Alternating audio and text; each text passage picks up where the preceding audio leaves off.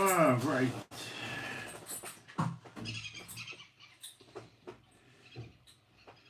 Okay, this is Moshe coming to you from Israel in the Galilee. There's so much to talk about today. We just got to get started. It's massive. Okay, I'm going to talk about what happened with Trump annexing or claiming Gaza as American, and I think he has to do that, making it a territory like Guam. What the Israelis are thinking, how this is being interpreted, what it's going to do for Netanyahu, which is a lot positively.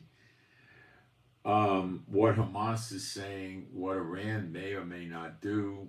Then we'll talk about Trump's threat on Iran with an executive order to demolish it if he's assassinated. If he is assassinated, Vance, who we know precious little about really, would become the president and most likely enforce the executive order, but I couldn't say for sure. There's so much to talk about. Let me jump into the live stream. Make sure we got a live stream and sound and picture and everything, and get my posts up while people are coming in, and we'll get started. This is going to be a big one. Live stream and sound and picture. Sound and picture is good.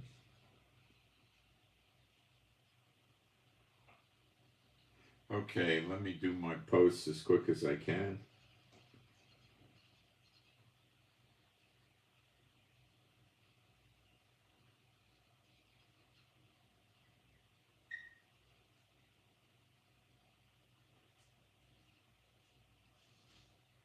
Moving quick, guys.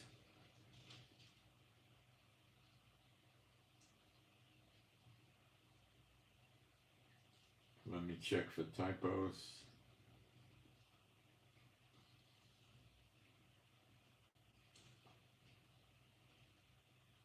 And let me get my email up and then we'll be going.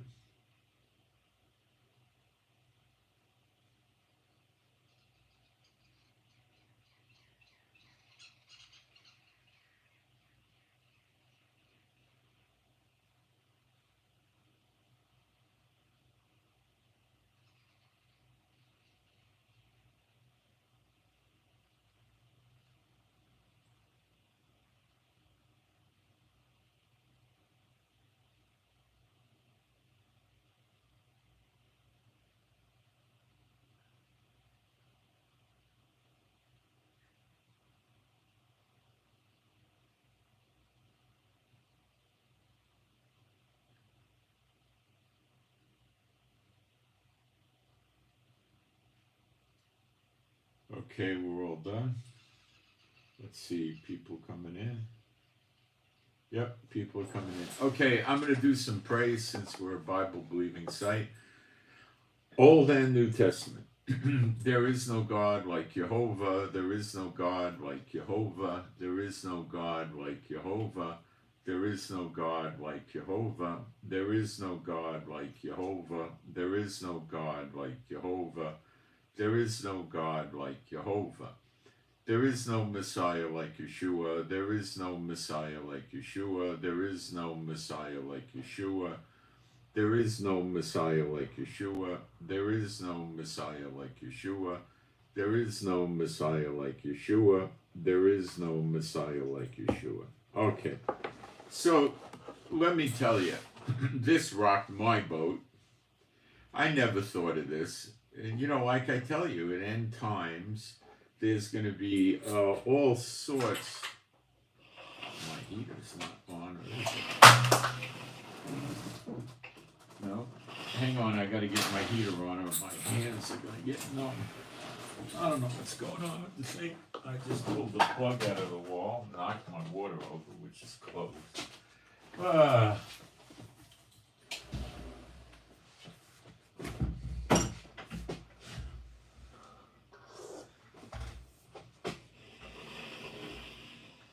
Maybe it was working, I don't know.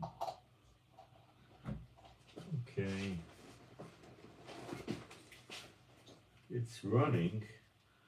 I don't know, we better leave it alone then. Wait for it to heat up. It's one of these radiator things. It takes time to get going. It's got some kind of oil inside the radiator. All right. So in end times, we should be expecting all sorts of unexpected twists and turns that we can't really figure or plan on. And this is certainly one of them. Let's start with some factual information, okay? Removing the debris from Gaza would probably take a year.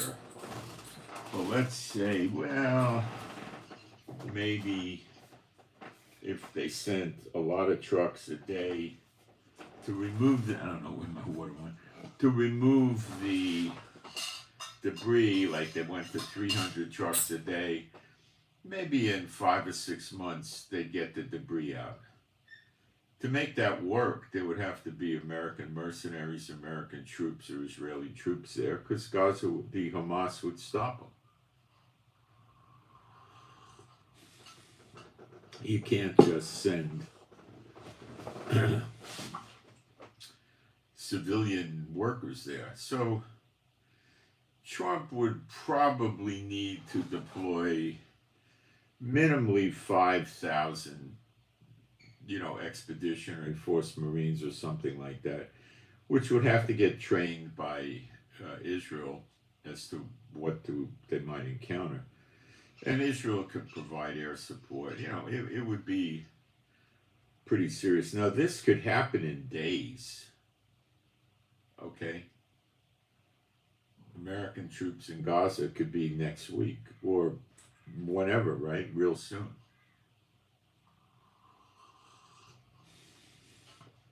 That doesn't take much. Israel could house the troops in southern Israel near Gaza, and they could just truck in every day or bus in, do their shift, and come back. Because there would be no housing. Israel could get housing for them like that,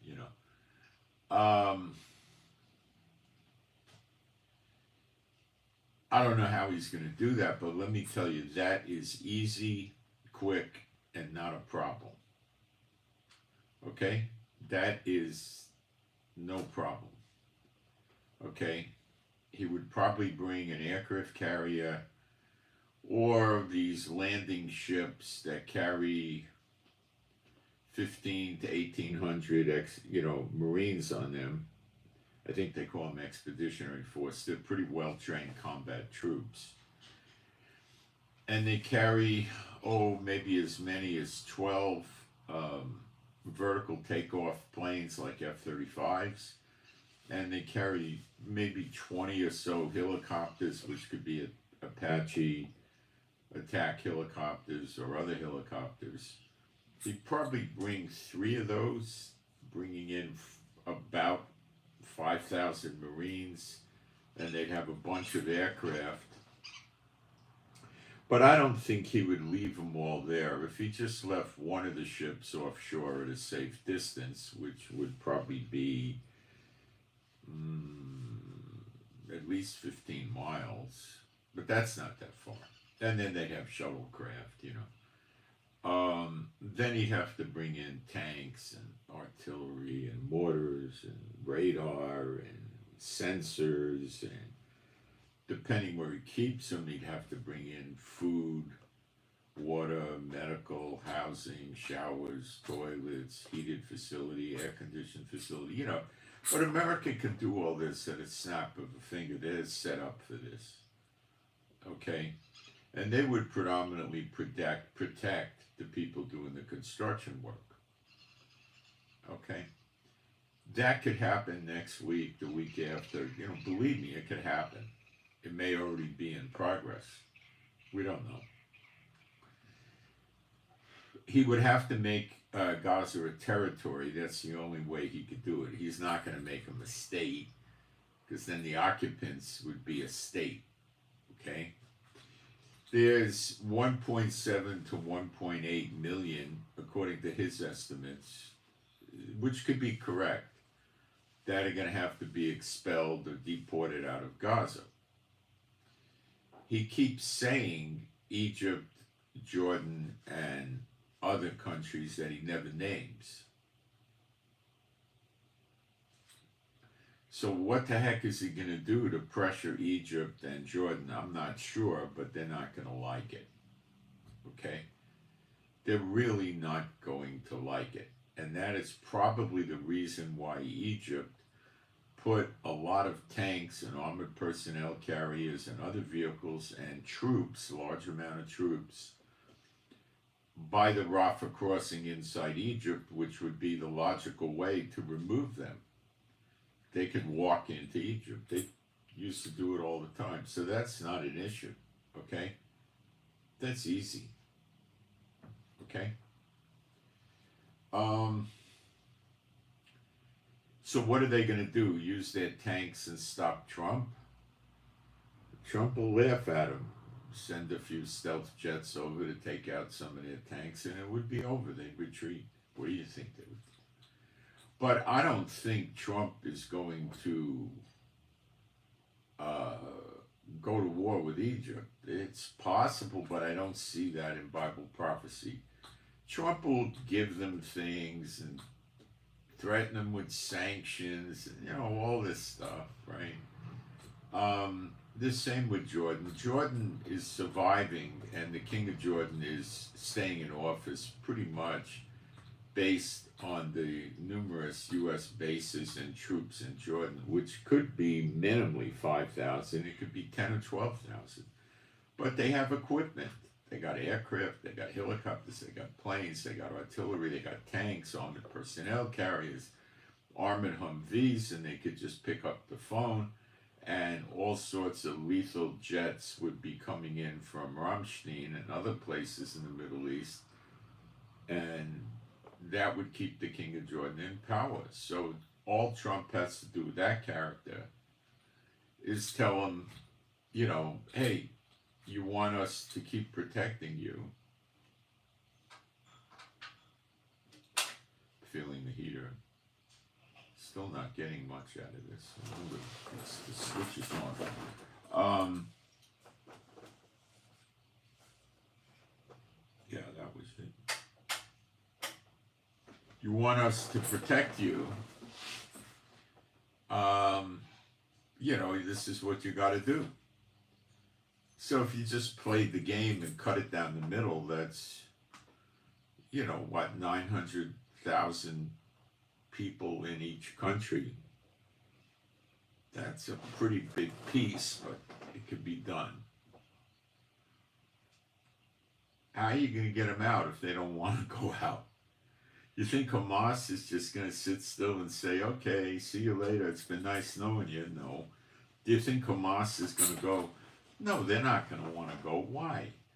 Because Israel has a lot of identification on who they are. Now, if Hamas is now at a strength of, I don't know, let's just pick a number. They had 50,000 with the PIJ. Let's say they're down to 25,000, which is maybe realistic because the wounded, the badly wounded, aren't fighting anymore. So let's say they got 25,000. They're not going to go because probably a large amount of them, maybe 2/3 of them would be identified, or half would be identified as Hamas, blamed for October 7th, other things, killing hostages, blah, blah, blah. They would wind up in prison. How does this play in with getting the rest of the hostages back, which is supposed to be 59? Well, I don't know. I think that's going to involve not seeing phase 2 of the peace plan or the ceasefire coming into effect, because that calls for a full withdrawal of Israel from Gaza. So Trump may try to pull a sleight of hand and say to Netanyahu, go. I'll just bring 15,000 troops in, which should be enough, or 10,000 even, to control what's going on. Remember, the troops are running around with armored Humvees they could tolerate these AK-47s all day long. They'll bounce off, but it won't really bounce off, but they're not going to hurt the soldiers. IEDs, if they're substantial, can. Then they'll have armored personnel carriers, which will bounce, even a 50 cal is not going to do anything serious to those. And they have a better chance of sustaining an IED attack. Now, if somebody puts an IED down with a 180-pound explosive, and they manage to do this and detonate it under a Humvee or an armored personnel carrier, the thing's going to go flying up in the air. And, even if the bottom of it is heavily armored with a lot of steel plate, the people are going to get severely hurt. Probably killed, the percussive force. So some will die, some will get hurt, some will be fine. It's a problem, okay? It's not easy, it's a problem. So then they have tanks, and tanks are going to be relatively impervious to what Hamas has left of their munitions. They might be able to muster up a few anti-tank missiles, which could take out the tanks. But America would be prepared for some losses, which would be minimalistic, They would patrol with attack helicopters for sure, which I don't think Hamas could do anything about at this point. They'd have to force a lot of these people to leave. A lot of them aren't going to want to go. They're never going to come back, okay? And Trump is saying 10 to 15 years to reconstruct Gaza, and he wants to make it into a Riviera-style super deluxe environment, where you have all-inclusive resorts. You might get an amusement park built in there, or water slide parks for sure. Lots of restaurants on all different levels, beautiful beaches, stuff like that, and then people could travel into Israel and do tourism quite easily. They could go into Egypt and do tourism quite easily, things like that, right? But 10 to 15 years, forget about it. That's not going to happen. Prophetically, there's not a chance. Getting the soldiers into Gaza, could that happen? Yeah, that could happen next week. Yeah, that's easy. I think you're probably looking at the negotiations for the second phase of the ceasefire as being determined like that. Now, what's going to happen? And Trump knows this, and Netanyahu knows this, and now you're going to know it. Hamas is going to go to the negotiations and say, what good does it do us if you pull out of Gaza and Trump moves in? To us, it's the same thing. The little Satan left and the big Satan came in his place. No. If you want to get the rest of the hostages back, there has to be a deal with America saying they're not going to occupy Gaza and they're going to leave us there. And we're going to be in control. Or you're not getting the hostages back. This is almost a guarantee. Okay? Many of them are going to face prison or death, the Hamas and the PIJ and the other little crazy groups with them, right? And they know that. They know it. They're not going to go for this. Does Netanyahu and Trump have another plan for this problem with Hamas? Yeah. Probably America will come in and fight against them with Israel. What do you think will happen? Now, you got to remember a couple of, let me give you what's going on in the background here that you're not picking up in the media, and you're not likely to. Russia wanted a Mediterranean air base and navy base, which they had and lost. It seems losing it is rather finished deal. They're done with it. On the Mediterranean, they had a navy base there. They ran submarines, destroyers, other ships out of there. and they had an air base within walking distance. Now I'm saying it's a long walk, maybe an hour and a half walk or an hour walk, or maybe 40 minutes or something. It's a good sized walk. And at that air base, they keep various fighter jets and cargo planes, whatever they wanted. So when they wanted to bring in, food and equipment and parts and weapons for the ships working in the Mediterranean out of the Syria air base, which was by Latakia or Latakia, however the heck you pronounce it, in Syria, they just fly the stuff into their own air base and very short drive, fuel maybe, and then bring it over to, well, fuel probably came by boat, and then bring it over to their ships.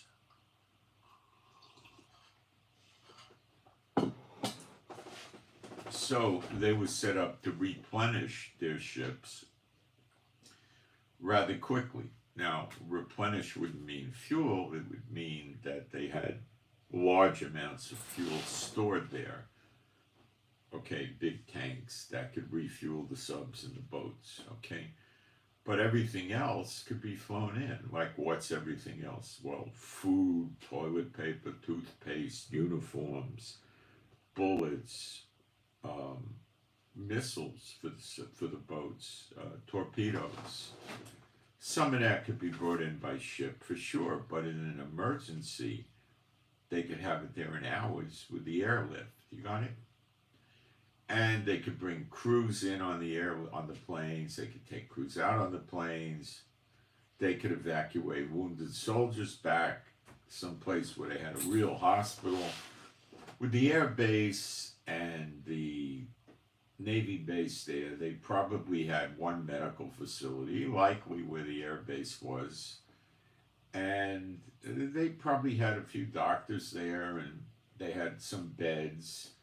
They probably had some ability to do lightweight surgery there, emergency surgery predominantly. And what they would do if a soldier was, let's say, shot up, they would do the operations required probably in their emergency operating rooms in Latakia. And if it was not a major serious wound, they would stabilize the guy. Let's say he got a bullet that went in the arm and came out, and didn't break the bone. They just take care of that. Maybe even a medium grade wound could be dealt with there, and then they would probably have the guy rehabilitate. But, when he needed, possibly more follow-up surgery and rehabilitation, physical therapy and that, they probably took him back someplace in Russia.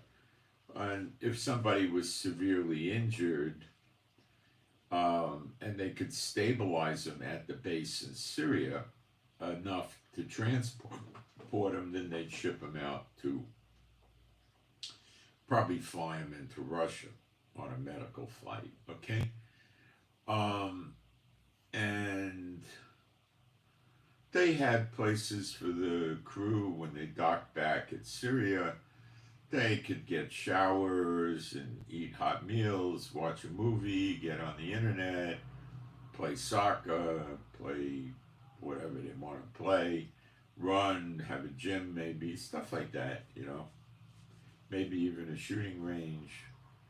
I doubt they had that. So that enabled Russia to operate in the Mediterranean because they could easily pull back to Latakia, and take on fuel, take on water if they needed it, and vodka for the officers, caviar for the officers, and they could take on,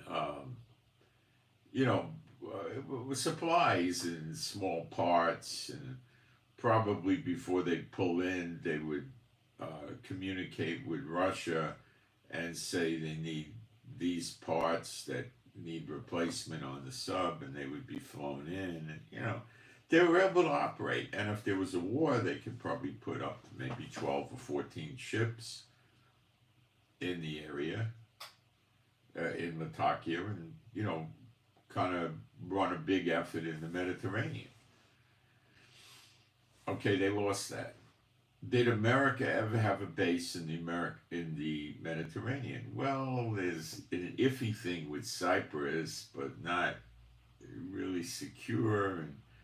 And they operate at the pleasure of Cyprus. Okay, they don't really have, um, you know,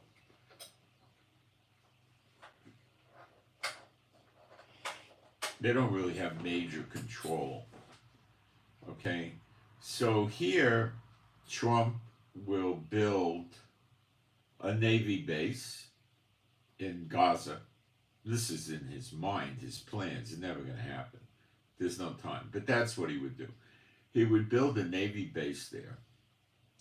And he would keep a certain amount of ships there pretty much most of the time. I don't know, maybe 6 or 8 or 10. I have no idea. It would vary according to the stress level of the situation in the Mediterranean. And he would build an air base there. Okay? And, you know, so you got the Air Force on the air base, you got the Navy on the Mediterranean base, and then you have a bunch of Marines there, and maybe you have regular infantry, and they would put fences around it of sophistication. They would put up radar, they would put up anti-aircraft missiles, anti-ship missiles. They would put bunkers in, recreation facilities. You know, they'd make it a home. And the soldiers would, you know, if it was peacetime, they would probably consider it good duty. They can go swimming at the beach in Gaza, which will be cleaned by America. But this is never going to happen. But I'm just giving you the projections that Trump and the Pentagon are thinking about. They don't believe in end times. They believe Satan and Satan's people are going to reign forever. Well, we know better. Their end is at the doors. And they'll, you know, you could go to Israel, you got a day or two off, go into Israel, you go into Egypt. You know, they got things they could do, you know. So then there would be hotels and bars and stores and malls and restaurants and maybe duty free or close to duty free, you know, this type of thing. Okay? Lots of flights to America. And they would sell condos like you might just maybe see Trump Tower Country Club with condominiums get built there. Do you ever think that might happen? Duh. Okay, that's one thing Trump wants. The other thing Trump wants is there's a lot of oil in the Mediterranean. Israel has one oil platform making a pipeline that goes to bring oil into, or it's natural gas rather than not oil, it's natural gas. It's similar, it's valuable, to bring it into Europe. And the Israeli people fought with Netanyahu for many years not to do that, to bring it into Israel. And Netanyahu basically stabbed the Israeli public in the back. And Dick Cheney was in on this. He got out of it. Okay, so the U.S. government people know all about this. There's more fields there to be explored. Lebanon wants to have some of these oil and gas fields in the water belonging to them. Trump will wipe his feet on that.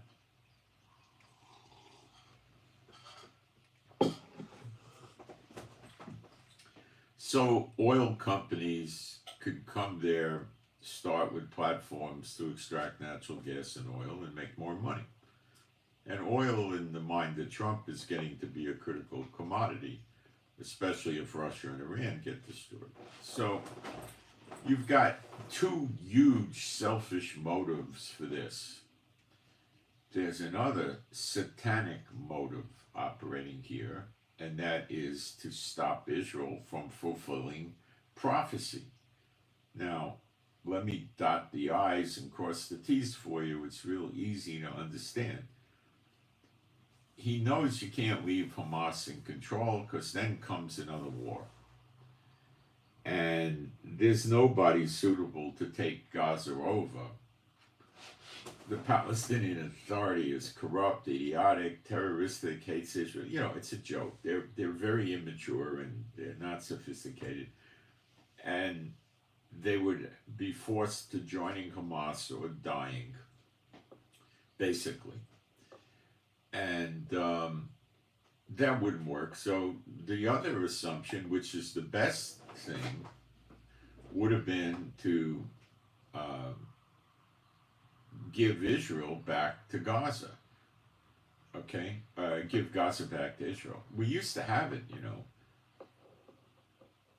The U.S. is the one that was pressuring the daylights out of us to give it back. I think it was Bush Jr. So I can't remember. It was pre-Obama, though. I know that. Was it Clinton? Or I don't know who it was anymore. One of the presidents pushed us. And Netanyahu was all in favor of giving Gaza back. See, this guy doesn't serve or respect or fear the God of Israel, Jehovah. Not at all. Okay? You've got to understand that. Okay? If you don't understand that, you're not getting it. And they're all that way in all the countries. Satan is the God of this age, and this age is about to close. It's at the doors. So every country is run by Satan right now, including ours in Israel. Why would you think it's exempt? It's not. Israel's not walking with God at this time. So you know what they're saying in the press in Israel? They're saying this is a miracle. If Trump ran for office in Israel today, which he can't, he's not Israeli, but if he did, he'd win. Cursed be the man that trusteth in man.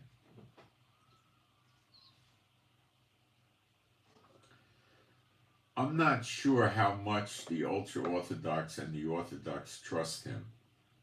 I think they're somewhat confused by this, and they're not entirely sure what to make of it yet. So what will they do? They'll consult the demons. What do you think they'll do? All right. So they're calling it a miracle. The ministers in Israel, which are the high-ranking politicos, you know, like defense, education, stuff like that, they are saying this is a miracle. It solved the problem. See, the people here, what they want is they want peace, right? And they want prosperity. And they want to do pretty much what they want, half of them. The other half understand the Bible, and they're waiting for the Messiah and all this, okay? So this plays into the false Israel, which is what the Hur system, who Trump is with, remember the sign, he did this with Netanyahu. Use your imagination. Is that the sign of a female? I'll leave it at that. You draw your own conclusions. Some of you know what we're talking about because we covered this years ago, but so many didn't believe it, I stopped teaching it. If you're interested, there's a Telegram channel I could give you that I run, and just send me an email for the link. You need to have a Telegram messenger, I think, to read it. You might be able to read it with a browser. I'm not sure. I don't think so. All right. Telegram is free. Telegram Messenger is free.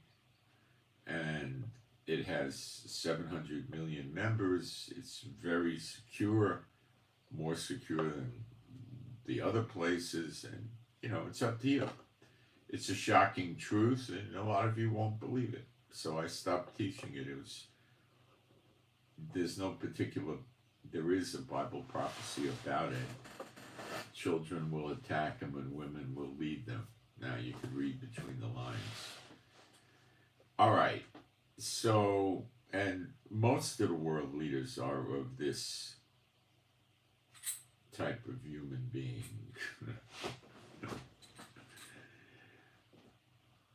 Now,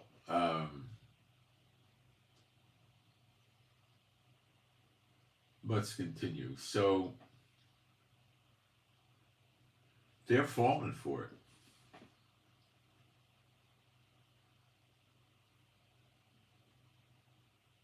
They are. It's sad. What are the Americans thinking about it? They're thinking it's a good idea, it's going to work. We'll have another Riviera resort that we run and control. Trump's thinking, well, by the time it's in place, my family, or if I'm still alive, me, will go there and build Trump towers and condos and golf courses, and, you know, we'll make a fortune. Okay? The Mediterranean is very nice. The beaches are very nice. The water is temperate. It's a really good resort. Lebanon, before they went crazy back in the 50s, had big resorts on the beaches, which Lebanon, soon to be Israel, has a lot of. And they even have skiing. Well, Gaza has no skiing, forget that. It's a very warm climate. In the winter, it gets a little bit nippy, so you got a 90-day period where it's not so groovy down there, okay? It's about 90 days. It could be, yeah, it's a rough cut, okay? Europeans could get to Gaza rather quickly. You know, Israel, to go from Italy, it would probably Rome or something. I think you'd be about 2 hours and 45 minutes. It's 2.5 hours to Tel Aviv, so add 15 minutes probably. Okay. A lot of tourists come down to Eilat, and they come down from the Nordic countries where it's very cold, Northern Europe where it's very cold. They come in the winter, and that's a fast flight. And Eilat's not as nice. It's nice, but not as nice as Gaza. Gaza's beautiful without them there, you know. So those are the ulterior motives you see in play here, okay? Now, what's going to happen? Hamas says if Trump does this, he's going to ignite the region. Well, we need to break that down, okay? Who's going to ignite? The new players in Syria rise up against America now? Forget it. They're trying to set their economy up, restore order. They're persecuting the members of the Bashar Assad government. They're against the Alawites who are with Bashar Assad. They got problems with Sunni and Shiite and Druze. And, you know, they're just trying to consolidate the place right now. They're not going to rise up, and they're not even going to say anything. They're going to say what Trump does with Gaza. I don't. It's not us. Why should I get involved, you know? Got it? Lebanon. They've been severely dismantled. They're down to maybe as low as 20% of their weapon capability. And on February 18th, the ceasefire is going to expire. And which is what, 13 days?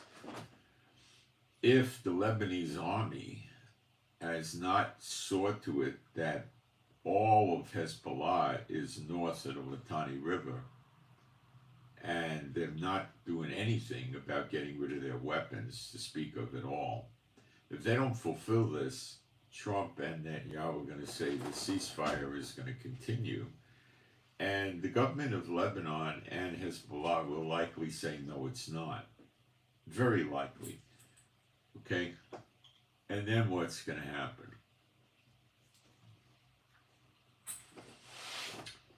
Netanyahu, possibly with American help, possibly not, is going to start bombing the daylights out of the Hezbollah positions and their weapons storage facilities, manufacturing, underground bunkers, tunnels. And that's why we just got 1,800, 2,000-pound bombs, one of the reasons. And we got 4,700 more coming on the way with a good supply of those, what I think they're called SDAMs, those kits you attach to a regular bomb that makes it an extremely surgically precise bomb. And we're going to start blowing up all that stuff all over again. But this time they're not really able to launch much of a counterattack against us because to a great extent they're not in the south anymore. And the whole time during these ceasefires now, which is running maybe 65 days or something, we've been, or maybe 70 days, we've been blowing up all sorts of stuff and killing Hezbollah operatives in targeted strikes. All sorts of stuff means all the facilities Hezbollah had.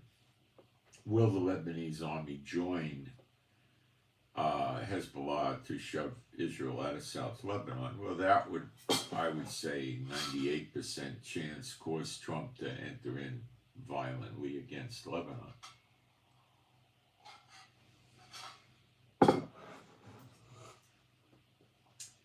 They have a very weak, crumbling economy, very weak. And it's easily toppled with a lot of sanctions and a lot of problems, okay?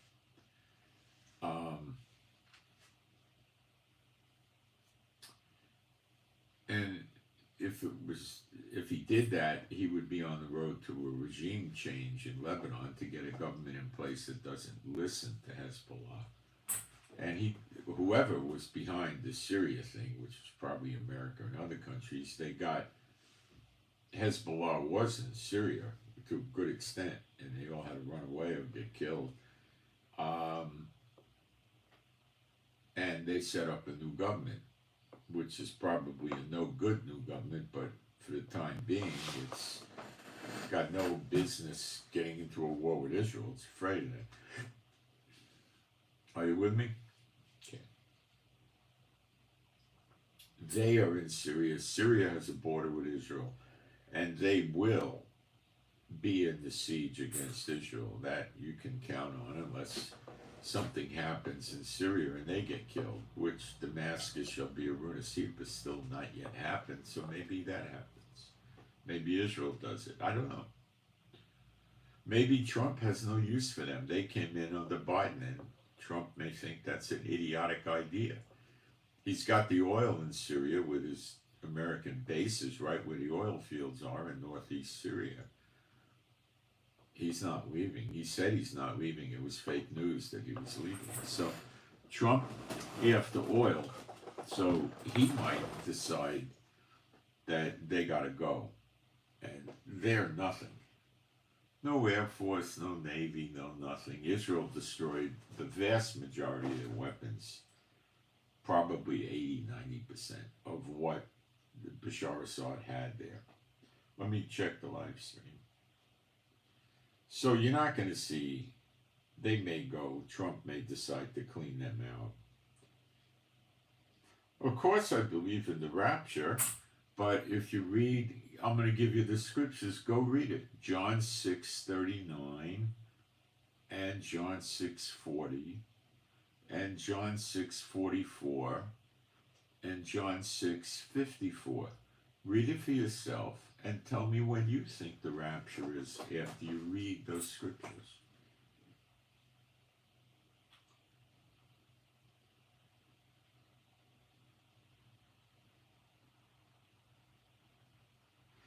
Elon Musk is a good buddy of the Donald, and they might have a hissy fit and yell at each other, and he may move his office out of the White House, and a week later they'll have dinner with an $1,800 bottle of wine and stuff like that. Well, Trump doesn't drink, does he? All right. Trump also eats at McDonald's. Go figure. My carnivore diet is working. I'm focusing better. I focus good with the Bible, but that tends to wear me out. I get up about 5 a.m. with some variance day to day, and I run usually till about 12 by the time I prep up. And, so I'm running 6, probably because I got out of the chores in the morning. I'll probably run about 6 hours. And then after the broadcast, I'm updating Telegram. I probably put another hour in during the day. So I'm running about, 7-hour day. And then usually I just go, ugh. But now on a carnivore diet, I'm focused on taking care of the other things after the broadcast. So I was good for the Bible and the broadcast, but I wasn't so good for the other things after the broadcast, like taking care of nonsense, like,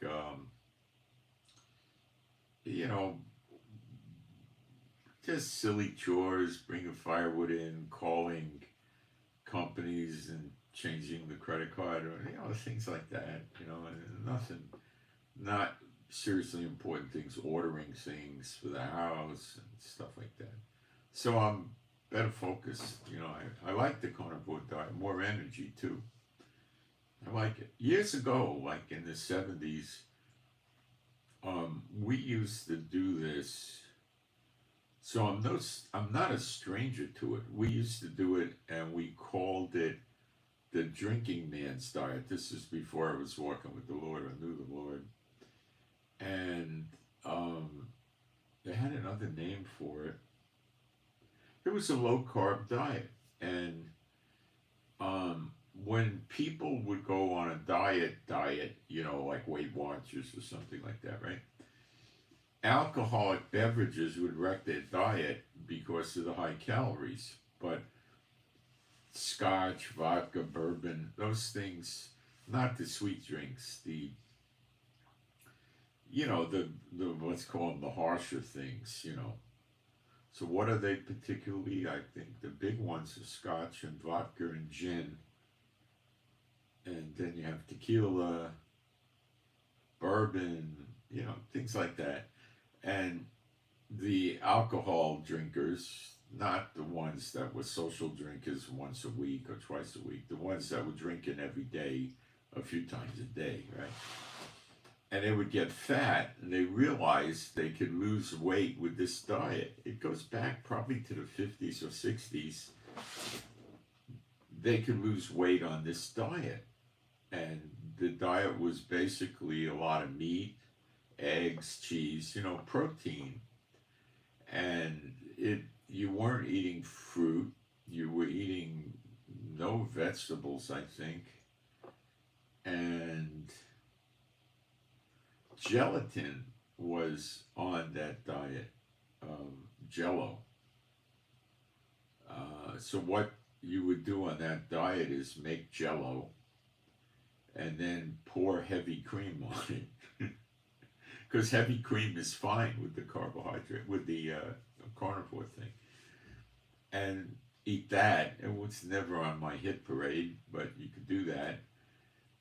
It has, I don't know, there's all different kinds of gelatins out there. Some, I believe they sell in Israel, don't have pork products, but they, maybe I'm wrong. I never buy Jello. I don't know. I don't pay attention to it. But anyway, I haven't eaten Jello in ages. But that's one of the things you'd have. And there's things you couldn't have. Like, I can't remember if we ate vegetables. I don't remember. But what we used to, I had a roommate, and the two of us at that time were really into martial arts, and we wanted to keep our weight down. So we would go on this drinking man's diet, but we weren't really drinking, It was a weight loss diet. That's how other people refer to it. And did you lose weight? Yeah, you did. So we would make big hamburger patties. I mean, big suckers, right? In the skillet. And then we would put cheese on it when we were ready to take it out towards the end. Then we'd put a few pieces of cheese on it. Swiss cheese. Usually real cheese, not cheese food, because that has carbos. Real cheese, like real Swiss cheese. We put that on there, it would melt, and we eat that without the ketchup and stuff. And then we buy steaks. Usually we get chuck steaks, which are pretty darn good, and they have a lot of fat in them. Now, fat is good with the carnivore diet. I used to love chuck steaks. I'd take a 1 pound chuck steak or more even, because a lot of it you can't eat. It's grizzle, not fat, grizzle and bones. But put it in the skillet, burn it on one side, burn it on the other. And we'd eat that. We'd eat eggs. It's been so many years, I can't remember. But did it cause weight loss? Yeah. Quick, too. In a week or 2 weeks, you'd get a considerable, well, we never got fat. We're working out all the time, but we get a little bit heavy, maybe an inch goes up on the waist or something like that. And in a few days, you knock it off. Maybe not even a week. But I'm not doing it for weight loss. I'm doing it because so many people, including my wife, who's talking me into it, you get energy and, mental clarity, and you get a good state of mind. It seems to really work. She was right. She's been nagging me to do it for a long time. So she went to Jerusalem yesterday. Some dentist canceled an appointment on her or something. And her and a friend went around Jerusalem. So I said to her, buy me some good carnivore stuff to bring home. See, in Jerusalem and Tel Aviv, you can get really good world-class food. Good world-class food. You really and truly can. I'm telling you firsthand. So she went there and she brought me back what's called a mixed grill, Israel style. So it's a bunch of meat they cook on a metal grill. It was 2 meats, basically. It was chicken and beef. And they have seasoning on it, which is not sweet, yucky stuff, right? And she got a pretty good container of it for both of us and brought it back. And I'm so used to the junky takeout food here where I live that this was fantastic. But it was an extremely simplex dish, but it was just great. And then she brought back another dish that was shawarma. Funny shawarma, though. Shawarma is usually pressed meat that comes it's a lot of turkey and chicken and not beef or something. And this was chicken and beef, maybe. The predominant meats you're going to get in Israel are going to be lamb, which is expensive. You don't see a lot of it, but it's available. Beef, very available. Chicken, very available. And turkey, not so greatly available. It used to be the big thing, but it's out there. You get salmon, you get tilapia, a type of tilapia. You get maybe 1 or 2 other fish that Moses' dietary laws allow for. And duck is out there, but not popular and costly. I find duck to be tough and greasy. I think the Israelis feel the same way about it. I used to get Peking duck in the Chinese restaurants a million years ago in other countries like America. And it was never on my hit parade, but it was okay. It was pretty good, but it wasn't one of my go-tos. You could get your fried rice with chicken or beef, and that would be pretty good. And you could, if you got a compliant Chinese restaurant, which a lot of them would be, ask them for fried rice with chicken and beef mixed together. Why not, right? They'll do it. I never saw a Chinese restaurant serve lamb. I never saw that. Yeah, maybe they do. I've never gotten it, So anyway, I guess enough on the food. So, she went to the shuk. Now the shuk in Jerusalem is massive. They must have at least 800 stalls or something like that, or 500. It's huge. I mean, to walk through all of it could take numerous hours. It's basically shanties with some sort of makeshift roofs on them put together, and they got everything there. I mean, you got stuff there. Yeah, you could buy kosher dim sim there. Really, you can. You can have pork, but I've had it. I think in Tel Aviv though. Is it delicious? Yeah, well, not super delicious, but pretty darn good. You know. Um, they got cheese stores there where you walk into the cheese store, literally there could be 200 different kinds of cheese. I am serious. At least 100, depending on the store. There's cheese all over the walls, behind the counter, on counters, out in front of the counter where they ring you up, all this stuff. And she brought back a cheese. I don't know what the heck it is. Okay? She got a slab like a brick. It was about like this and that thick. It was a pale yellow. I don't know what the heck this thing is, okay? I'm at a loss, but man, was it good. It was one of the best cheeses I ever had. I don't know what the name of it is. If you talk to them in the store and you're, they're especially if you talk English, they think you're an American and you're worth $25 million or something like, not that much, but if you talk Hebrew to them, I don't know how it'll go, but if you talk English to them, they mostly know English. And you say, well, I'd like to, help me pick a cheese and, or two or three, and then the first thing they'll say, well, what do you want, the cheapest? And what I usually say is, no, I want the middle. And they like that. Because the most expensive usually doesn't mean it's going to taste good. It's expensive.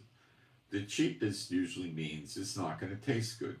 The middle means it's going to taste good, and the price isn't going to be in lunatic land at all. So they give you taste. They slice you off a piece and let you taste it.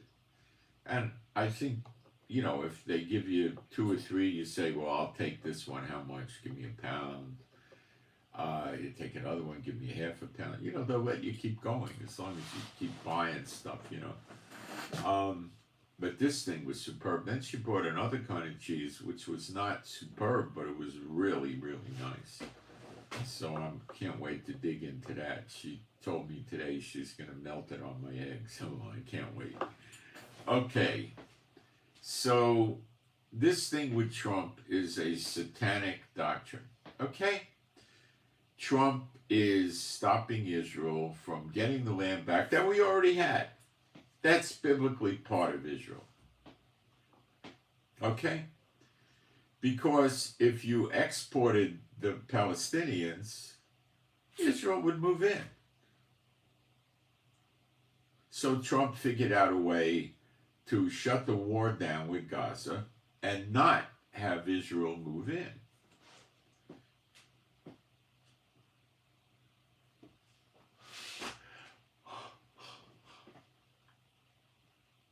Trump might also be planning on selling resorts to various people around the world, which I'm sure he knows, in Gaza, with American troops there and American Air Force and Navy base there.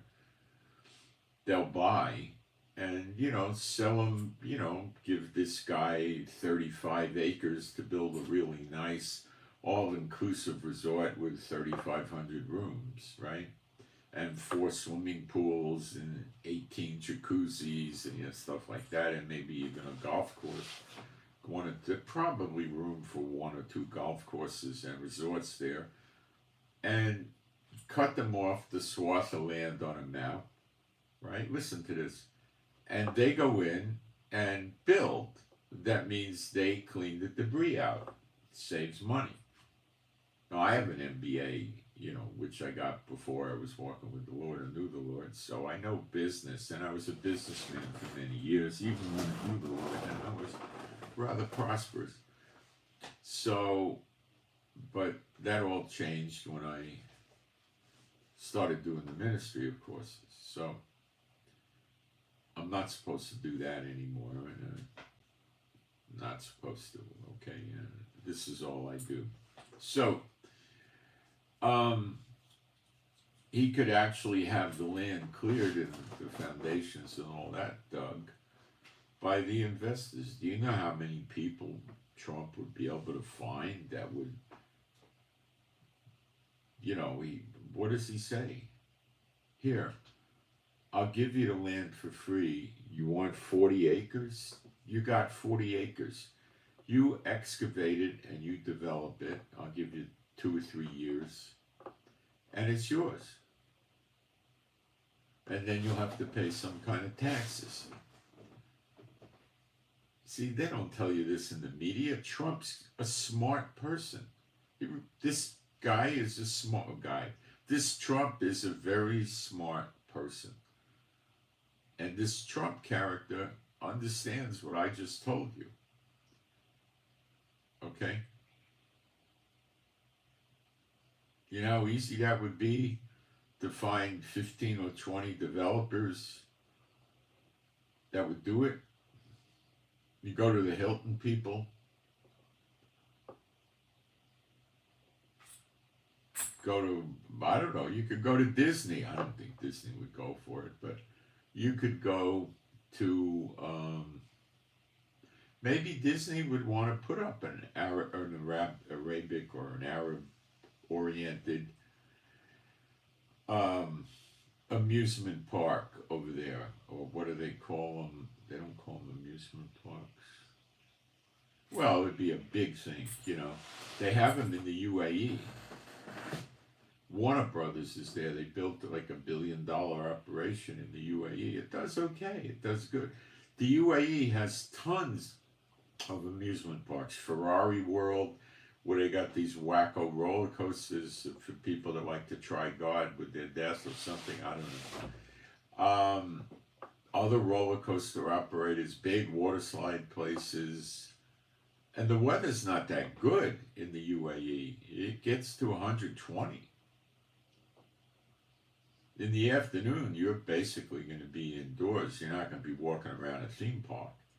But they just keep the place open to midnight at night, and then by the time you hit 7 p.m., it's cooled off to where it's temperate, Maybe it's 89 degrees or 93, It's not going to be nice. It might be 83 at best or something, So you could go over there and in the morning hours, say open at 9, you got 3 or 4 hours where you can function and survive in the heat, and then you're going to take a break in the afternoon, and some people would come back as early as 5 or 6. So there might be room there to put some amusement parks up, You've got lots of amusement park operators in Europe most Americans never heard of, and you have them in Asia. And they might go over there and try something like that. For sure, they'd put a yacht harbor up there, or 2 or 3. But there's no prophetic time for this. So Trump he probably wouldn't sell them the land for free. He'd make them pay for it. So he might give some character 25 acres for $1 million or something like that, with a caveat that they have to have it built out in 2 or 3 years or 4 years or whatever. Anyway, it's never going to come to pass, but Trump thinks that way, okay? Now, the UAE, you need to know this. The UAE joined BRICS. Saudi Arabia did not. Okay? There's now 4 warships belonging to Iran. Warships docked in the UAE. The UAE is located at the Straits of Hormuz. Here is the Persian Gulf. Here is the Sea of Oman. And the UAE is in the middle, and it has a piece of land jutting into the waters. And through the Straits of Hormuz comes the Persian Gulf into the Sea of Oman. from the Sea of Oman, it goes into the Indian Ocean. It's basically one continuum of water, but they have different names for it depending where it is. Got it? So the Straits of Hormuz is a pincher point, like where Yemen is. Okay? Very easy to attack and control it. The distance of the Straits of Hormuz connecting Iran to UAE at the pincher point is 35 miles, which is easy to control with not very advanced missiles. Okay? And as I told you, the way Trump may enforce the sanctions on Iran is by putting a few warships by the Straits of Hormuz and telling any ship that looks like it's carrying oil or containers or natural gas or anything, we want to see your manifest, and if we have to inspect your boat and we find your manifest to be false, we'll confiscate your boat and your cargo and you go to jail. And probably just to the officers, because the crew don't know what the heck's going on. Well, they could put them all in jail too. So that would make the sanctions choke Iran, and I would say in 3 to 6 months, Iran would be dying of loss of money. Okay? And Trump knows that. Trump said, if Iran develops a nuclear weapon, it'll go very bad for them. It's just last 2 days, last day. So what does that mean? If they develop a nuclear weapon, now interpret this. How is Trump going to respond if they are developing nuclear weapons? They are. They're saying they're doing it. They're accelerating their production of these nuclear materials. They're warning everybody of, havoc is going to break out in a big way if you attack on nuclear sites. We're going to attack all sorts of stuff. The UAE is very scared of them. Normally, the UAE is in step with Saudi Arabia. But in this matter, the UAE had a break from Saudi Arabia because Iran could just launch missiles over the water into the UAE and finish the UAE off. Iran used their oil wealth to build a war machine. The UAE used their oil wealth in a matter of perhaps 15 or 20 years to build shopping malls. They made artificial islands on the water and sell million and multi-million-dollar houses there.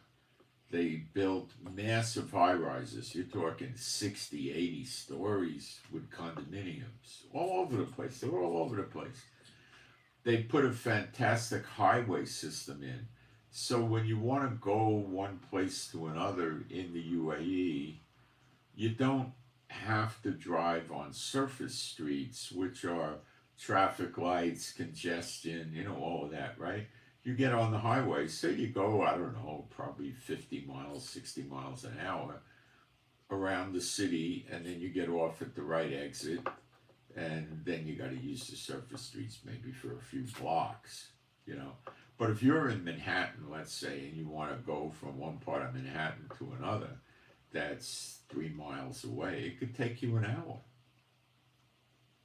They don't have any highway. It's all surface streets in Manhattan. Oh, they do on the sides. Actually, that's not true. They have the East River Drive, and they got something on the west side. So you can take that. It helps. But you've got to navigate to the west or the east, which could take you 20 minutes.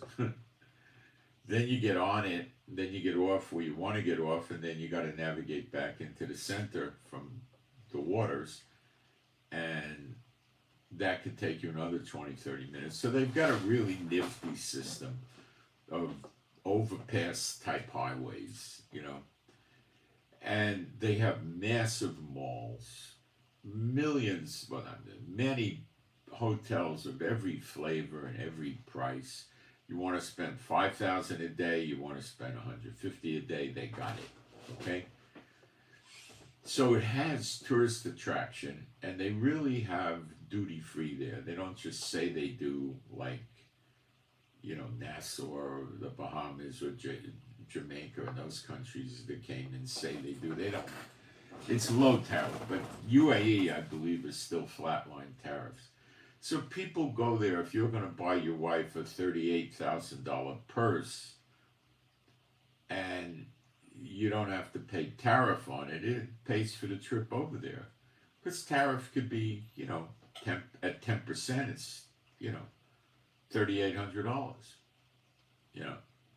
So there's no tariff on that stuff, right? I think they allow knockoffs, but I don't think you're allowed to label the knockoff. Like, you can't counterfeit Chanel number 5. You can. You could make a Chanel number 5 that has one different ingredient in it, or missing one ingredient, that's going to smell 90% or 95% the same as Chanel. So it's going to pass for Chanel. But you can't call it Chanel. You could call it, number 5 or something like that, right? But, they're not going to let you pass it off as Chanel. But the same with a purse. You could, what you're going to pay $38,000 for from Chanel, and they got purses that go over $100,000, okay? And Louis Vuitton, too. If you're talking a $30,000, purse with ostrich skin and stuff like that, well, you're going to get a knockoff that would look pretty close, but the trained eye would see the difference for probably $500 or $800.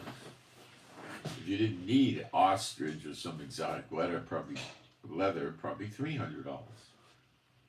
And it would be all fine goods, but the zippers wouldn't have the same luster of a Chanel zipper or a Louis Vuitton zipper.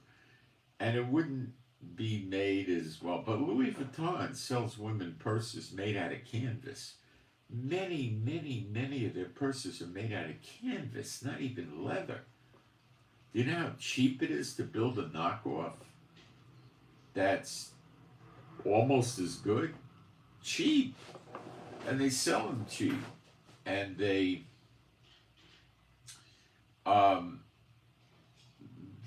generally, you look at the zippers and the locks on the purse, the clasps and stuff like that, and that's the easy way you could pick them up at a distance. But I expect they got good knockoffs if you want to spend the big money, probably $800-900 that are going to have the same quality zippers and clasps and stuff like that. But anyway, there's more than likely a big knockoff market, but the competition to the Chanel is going to look a lot like the Chanel, but not exact, and it's not going to say Chanel. But if you go to other countries like China, it'll say Chanel, it'll look exactly like Chanel, and it'll be of a reasonably high quality.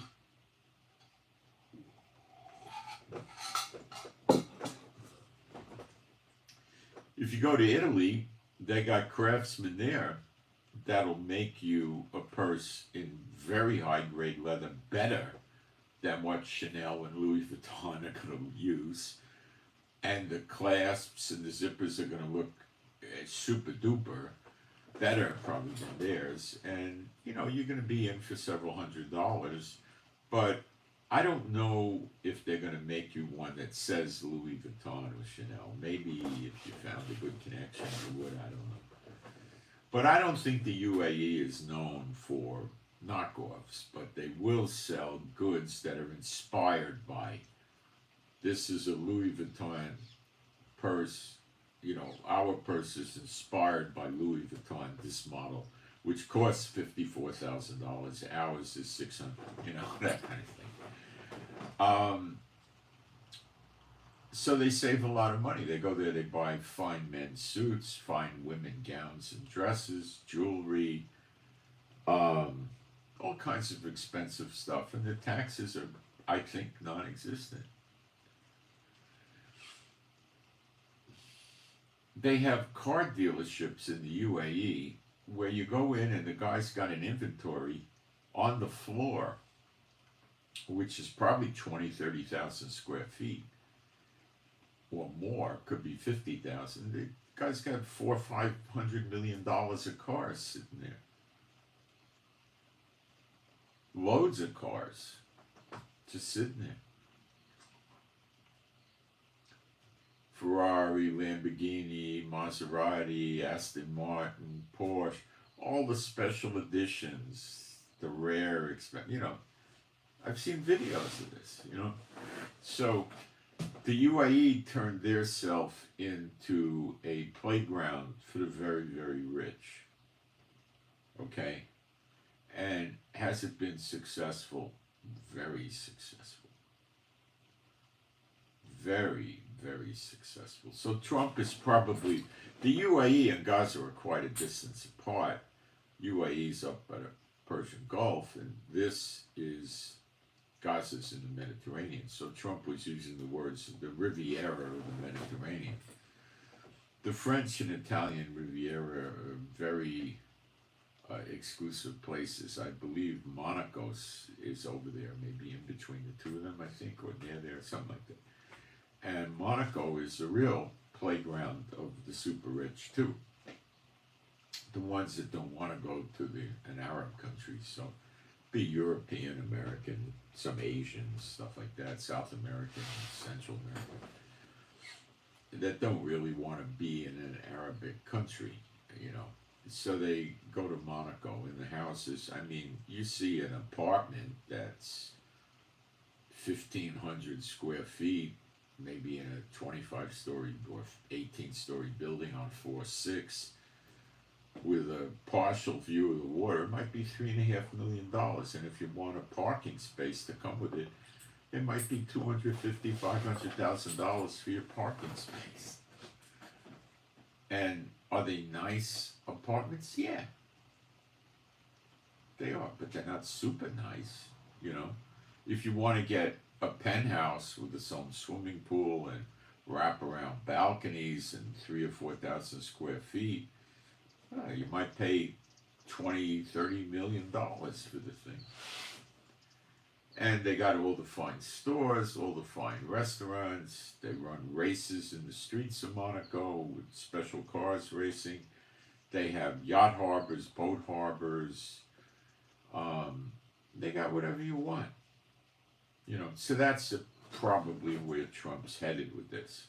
Monaco does not have any amusement parks per se, like a Disney or Universal Studios or any of that stuff.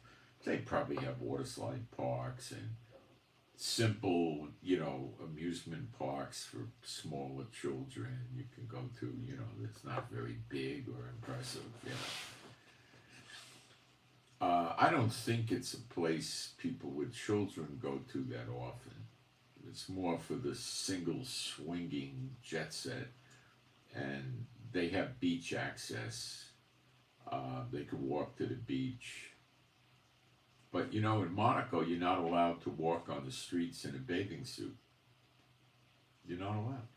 So if you're gonna go to the beach and you live 3 blocks in from the beach, which is still super expensive housing, there's no affordable housing in Monaco. You're not gonna, they don't cater to somebody with $8 or $10 million.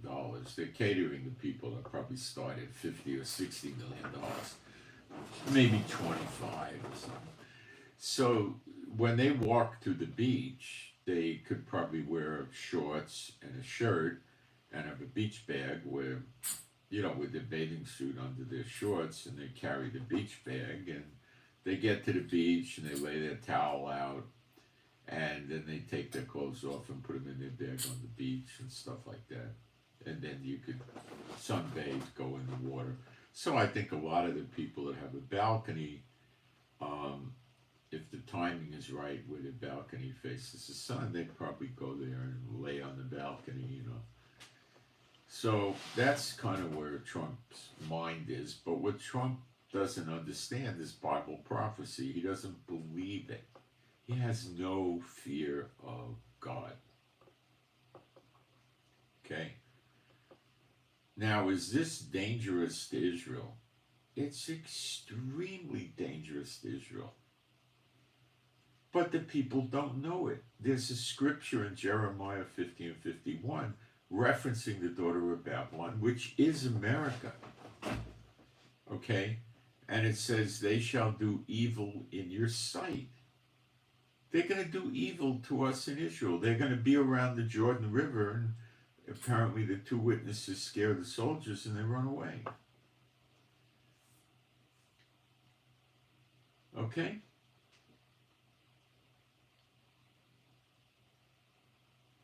And they're going to have soldiers in Gaza when? Well, they got mercenaries there now from U.S. companies, ex-U.S. Special Forces guys, but very small, I think, 1 or 200. What are they going to do? You're just going to have soldiers here fast. The negotiations for the second phase of the ceasefire are starting, and Hamas is going to belch. No, we're not doing it. We're not releasing hostages if Trump is going to come here. You get Trump to agree he's not evacuating Gaza, he's not claiming Gaza, and then we can talk. What do you think they're going to say? Oh, okay, Israel, you're going to move out of Gaza, okay, and Trump is going to move in with his soldiers. Oh, well, I guess that's okay because we never negotiated that, so you wouldn't be breaking your part of the bargain. They're not going to agree to that. They already said that if Trump goes through with this, he's going to light up the region. So can he light up the region? Let's get back on that. Lebanon, minimally. Gaza, not much at all. Syria, unlikely. Iraq, wild card, maybe, but what the heck could they do? Not much. The Houthis, oh yeah. What are they going to do? They're going to go back to missile attacks on shipping, anything going to and from America, anything going to and from Israel. And if any shipping company lets their boats, travel through the Red Sea to Israel or America, then they're going to attack every ship that shipping company has. That's their policy. Okay? And do you think Trump's going to put up with that? No. And in Jeremiah 49, Edom, which is Yemen, gets devastated. Do you think we're going to see that coming? I think so. Could it be soon? I know it's going to come. Could it be soon? Yeah. Could Trump trigger this? I think so. Do you think the Houthis are going to sit there and say, well, a ceasefire is a ceasefire. Trump's not attacking them. He is deporting them. He doesn't have a right to do that. And then he's going to claim the land of Gaza, so we no longer have a sword in the back of Israel. No, I don't think that's kosher. I'm going to start attacking the shipping in Israel. And I might attack Saudi Arabia and probably leave the UAE alone, but Jordan, and if Egypt agrees to take the hostages and Jordan does, then I expect Iran and the Houthis will attack them, plus military bases in the region. Kuwait is a sitting duck.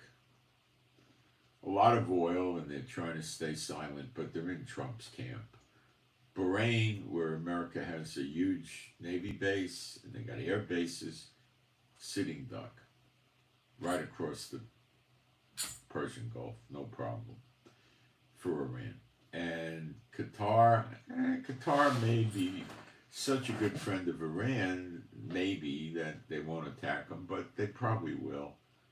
Qatar's getting friendly now with the new Saudi government. That's not making Iran feel warm and mushy inside.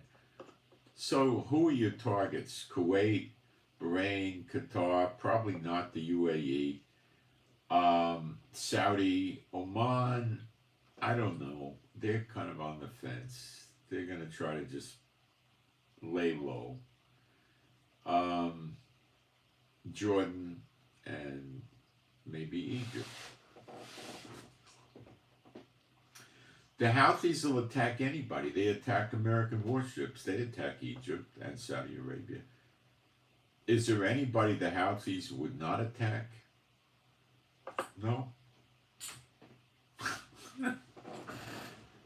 Are they going to win? No, they're going to get devastated. So Iran may rise up too. See, under the peace deal, what was really going on is Hamas was going to stay in Gaza. The Rafah crossing to Egypt would be open, and Iran says so. We start smuggling tunnels again from Egypt into Gaza. No problem.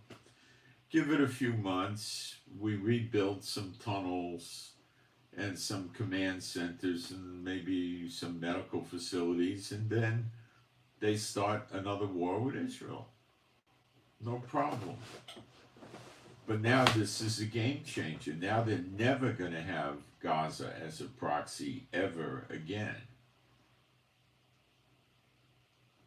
The Houthis have failed time in and time out to really successfully attack Israel at all, so they're not much of a threat. Syria is gone, and Lebanon is basically neutered, and Iraq is afraid to do anything right now. So who could they strike with? Possibly Iraq. Possibly. I don't know. Okay? I don't know. But Iraq doesn't have much to fight with, okay? They can't use Syria, so it's going to be basically the Houthis and Iran against the Middle East. But they may not attack hard targets. They could attack, again, Kuwait, Bahrain, Qatar, maybe Oman, I don't know. The UAE, I doubt, because the UAE's in their court. Saudi, Jordan, and if need be, Egypt.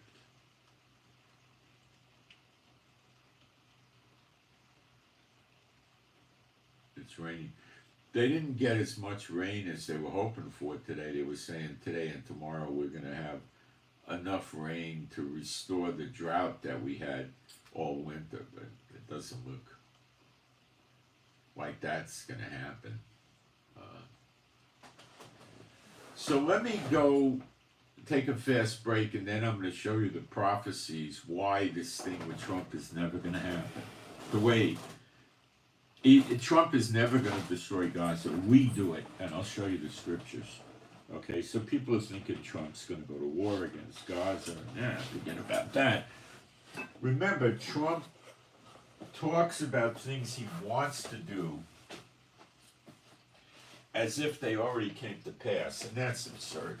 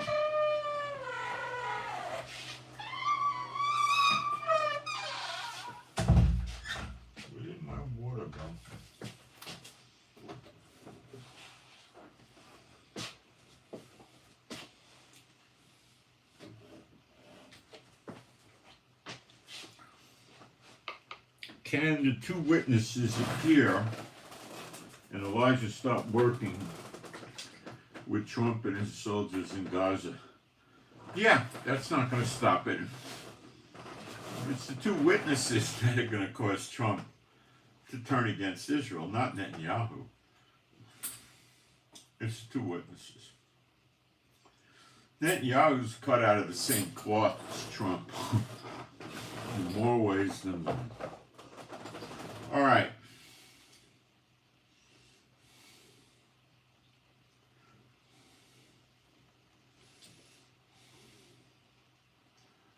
Let me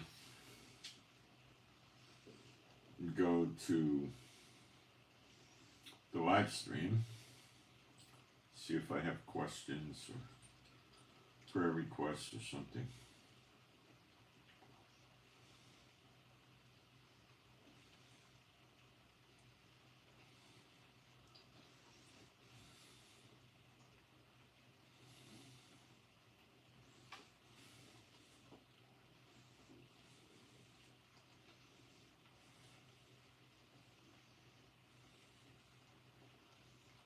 No, we're good.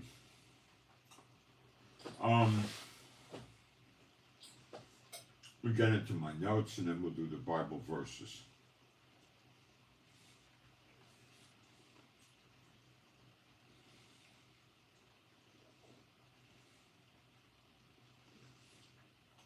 I'm still rather confused how Trump's going to get this evacuation out of Gaza. I don't think he will. Scripture doesn't indicate. But putting troops there, yeah, that's a given. He can do that any day.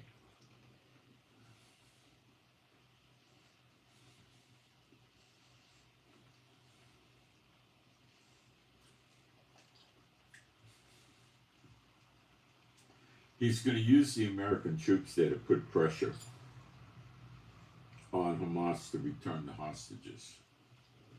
Will it work? I don't know. Probably not. Hamas's knee-jerk reaction is going to be, if you attack us, the hostages are dead immediately, and we'll do it on the internet. We'll cut their heads off.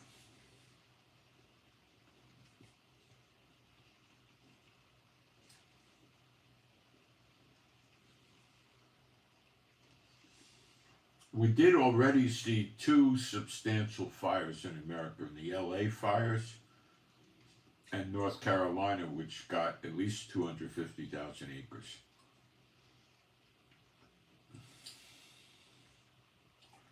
So the scripture, I will kindle fires in and around your cities, is likely starting to get fulfilled. It's in Jeremiah 50:51.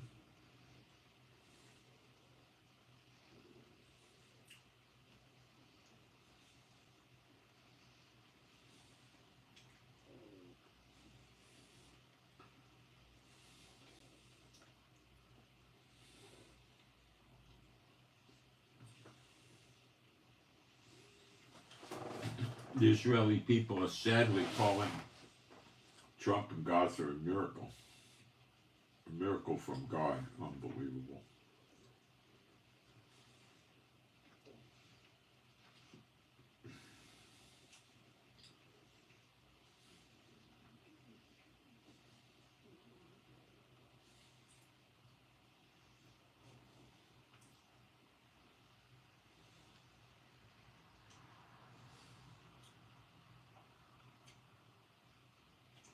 Trump said in the next 4 weeks, he's going to reveal his plan for Israel to annex Gaza. I discussed that the other day.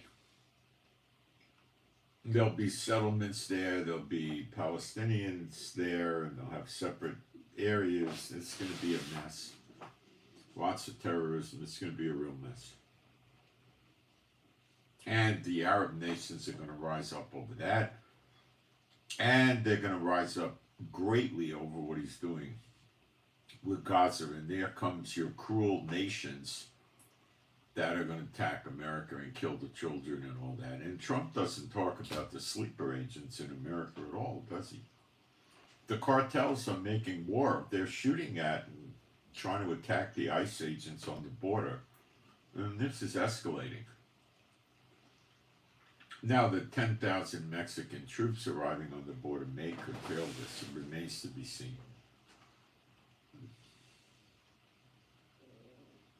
So he's going for Israel to annex the West Bank.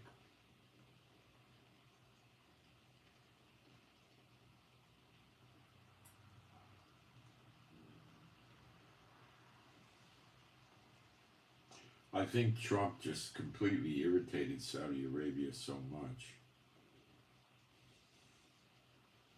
Saudi Arabia doesn't want to get attacked by Iran or Yemen.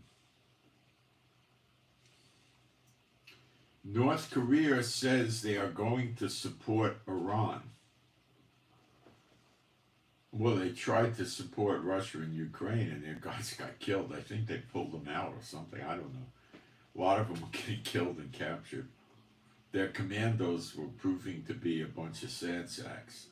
So, Sad Sack is an old cartoon strip about some guy that went into the army in World War II and then stayed in the army after the war because didn't have any place else to go. See, they had shows about this after World War II. One famous one was called Sergeant Bilko with Phil Silvers. It was rather funny. It ran a few years on TV, and it was a bunch of guys in the army that just didn't have. Most of the guys in the army after World War II, the vast majority, couldn't wait to get discharged out of it. They didn't want to stay. And the army didn't want a lot of them, and it kept some. And the ones that were joining the army after the war was over, you know, like 1948, 49, 50, 51, these were people that weren't really able to make it in civilian life to a good extent, and they just went in the military. And they called them like a sad sack. It was a famous comic strip that ran for probably 25 years. Trump did say if Iran has nukes, it'll be very bad for them. Now they're building nukes, so it's going to be a very quick swap to go, well, they're very close to getting a nuke, we got to attack them. You know, that's all that's going to be. It's the prelude.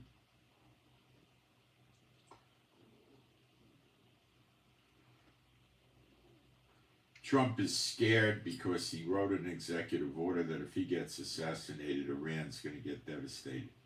He didn't say if I get assassinated and it's determined it was sourced from Iran or Iran affiliated, then we're going to devastate them. He just said no matter what. So he put a dead man switch. So if North Korea assassinates him, or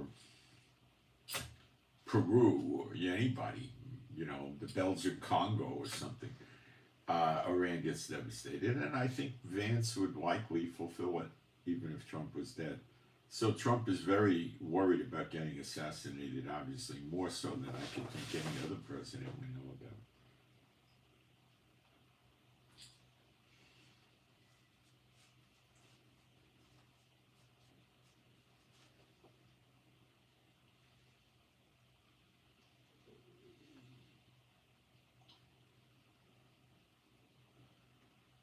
If Trump sells the land in Gaza to resort builders, he's basically pocketing the money, and it's Israel's land.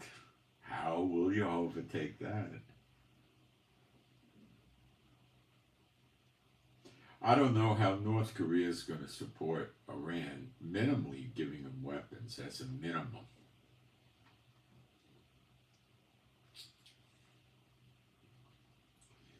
I don't think Iran's in any need of, you know, infantry troops from Korea. You know, I think they need their weapons. That's the only thing they might want.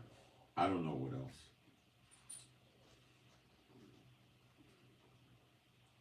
Trump is also saying these Gazans that are getting expelled are permanent. Why permanent? Because nobody's going to build a resort if they know these clowns are coming back. That's why.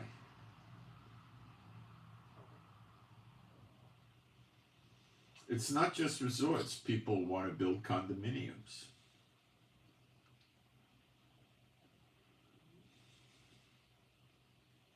Stores, malls, all kinds of things, you know.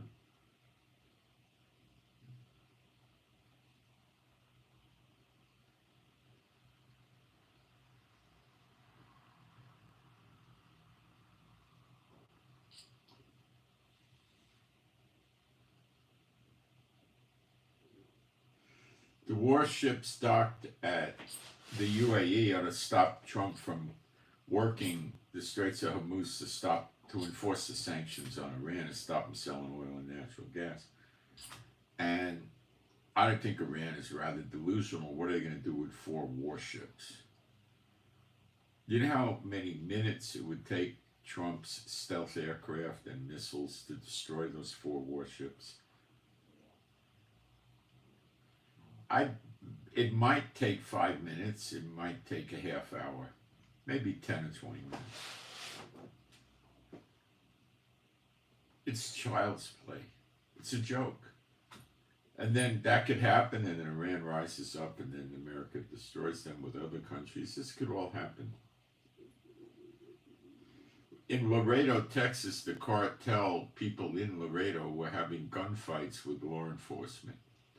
So the cartels in Mexico are using their own personnel in America, which is probably thousands, tens of thousands, to attack ICE and law enforcement.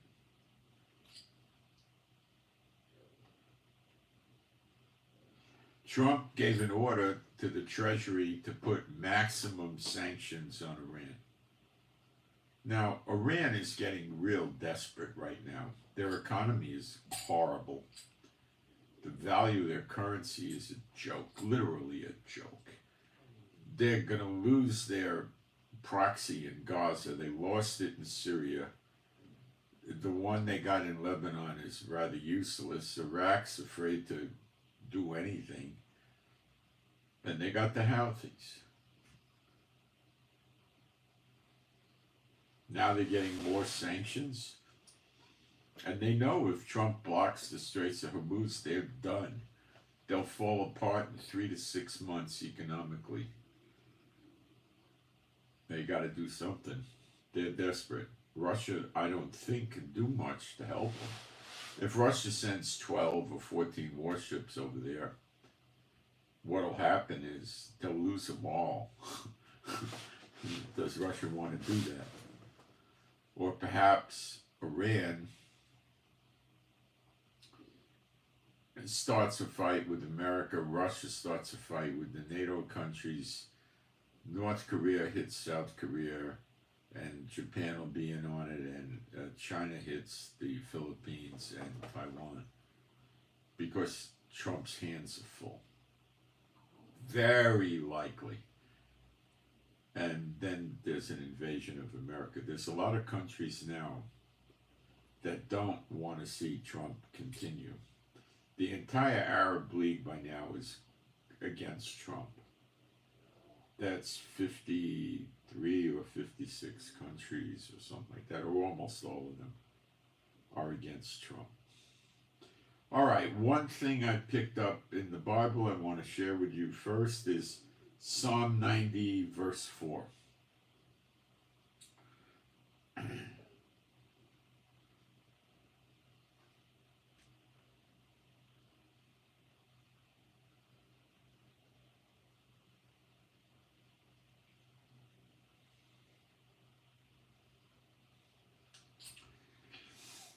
It's twisted in the English, so I have to open it up for you.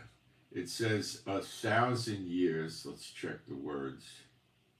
Aleph is 1,000. Years is Shana. Okay, that's correct. For 1,000 years in thy sight are but as yesterday. Now they lied when they said yesterday, when they translated that. the word for yesterday is yom, and it means day, not yesterday. So, for 1,000 years in thy sight, let's check the word for sight. Ayin, in your eyes, it's really saying sight. Yeah, I can see that. Are but as a day, yom, a day. When, wait a minute, there's another word. Let's see what the,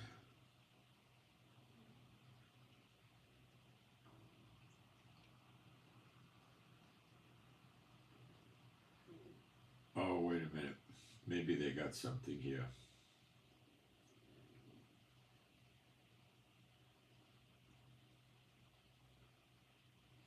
Oh, gosh, this keeps...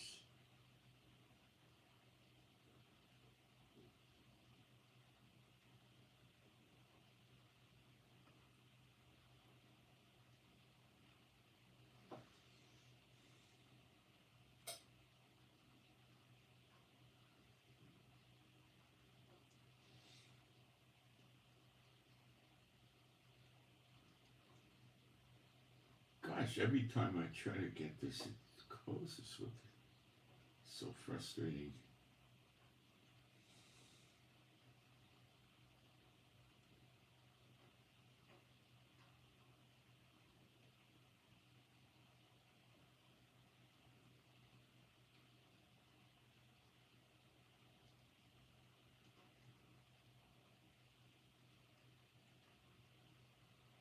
No, it doesn't mean yesterday. It's basically, I'm going with the day.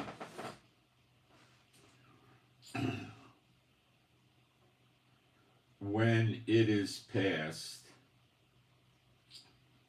Oh, I see why they said yesterday. Yeah, I see what they're doing. They're interpreting. And as a watch in the night. And the word for watch is a shmira.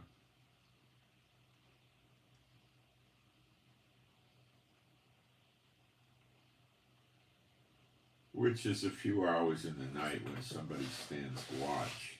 And the word for night is Lila, which means night. So that's where you get the Peter saying 1,000 years is like a day unto the Lord. It's coming from this. It could be interpreted with a lot of imagining that it's yesterday meaning the last day. And it also says as a watch in the night.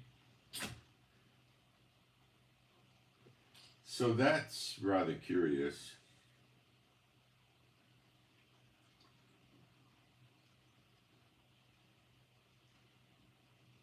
So 1,000 years, here it's saying is like a day, yesterday is a day. And it's also saying it's as a watch in the night. But when it says 2 days in Hosea 6, 1 and 2, we get the 2,000 years that way. But I don't think it's a literally precise on the head 2,000 years.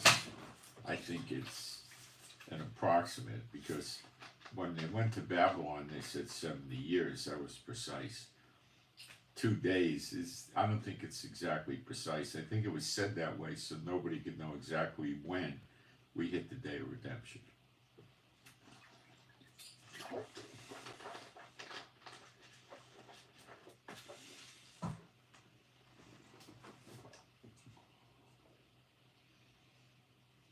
All right. So I thought that was interesting, and I discussed it with you. Now, let's cover Isaiah 11, and we'll understand that Trump isn't going to be the one to knock out Gaza. So this is, for the most part, just Trump rambling on, although in his mind he believes he's going to do this. I don't have doubt about that. It's not going to happen because we're so short to the end of this age. And let me develop that for you right now. So we'll go to Isaiah 11.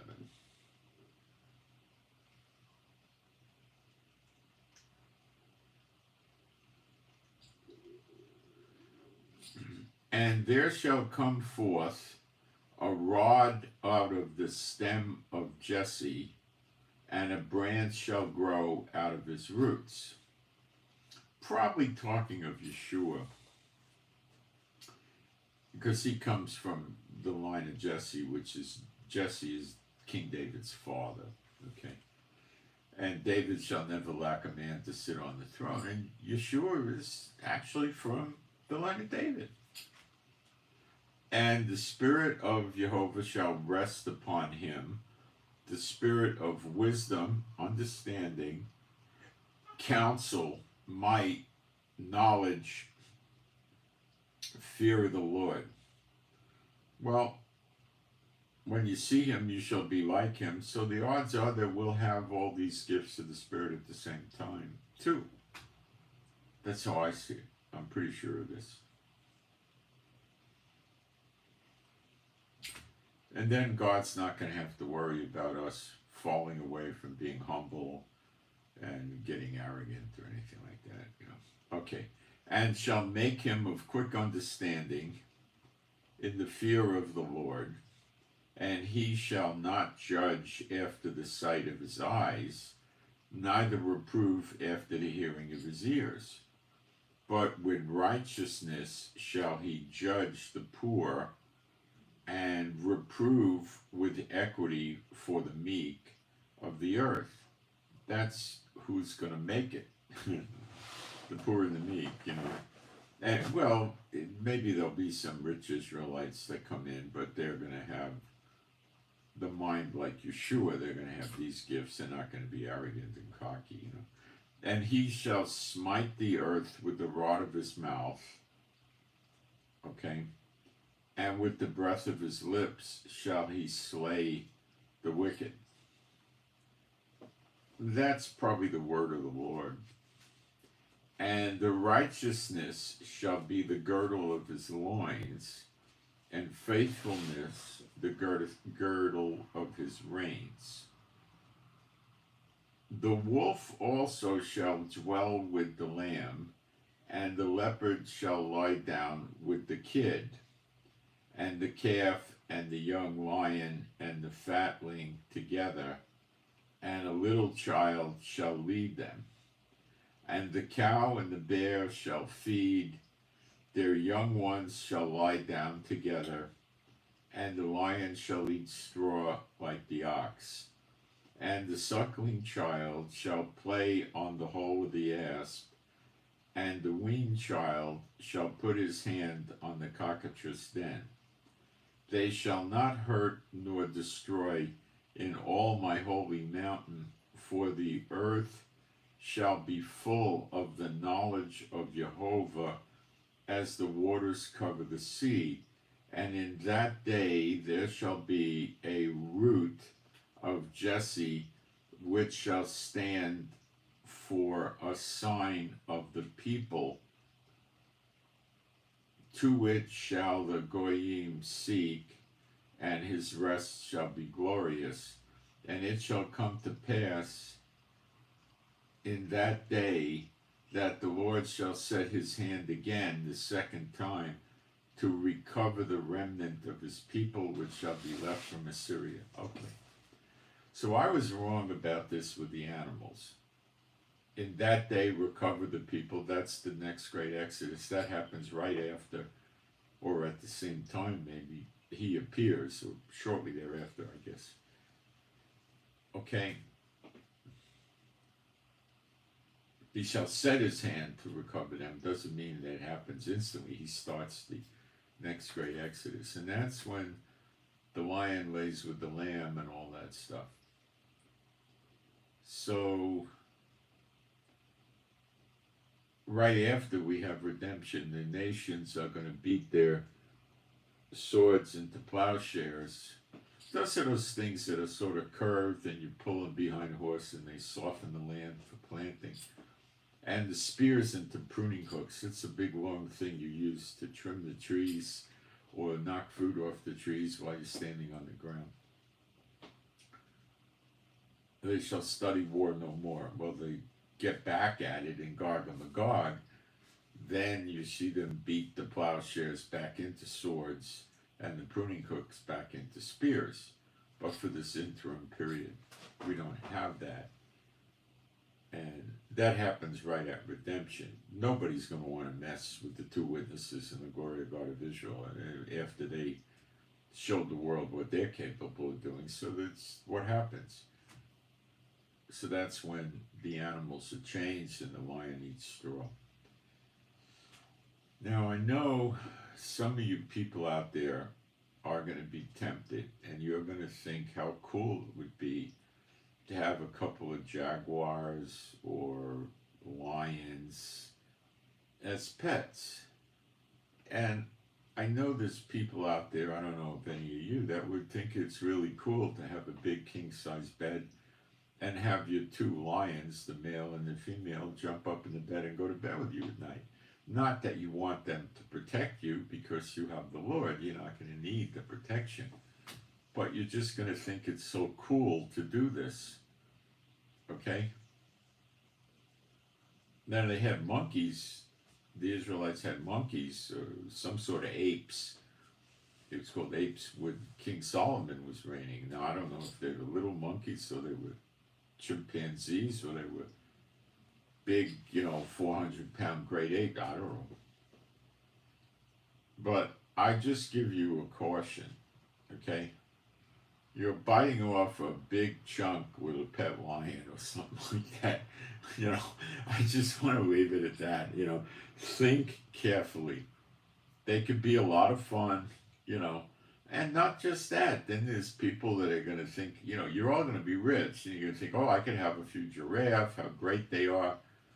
Maybe get a llama or a few llamas. That makes a lot more sense. They could be pretty cool, Camels could be cool. Somebody might want to opt for an elephant or two. Be careful, okay? They're not going to eat you.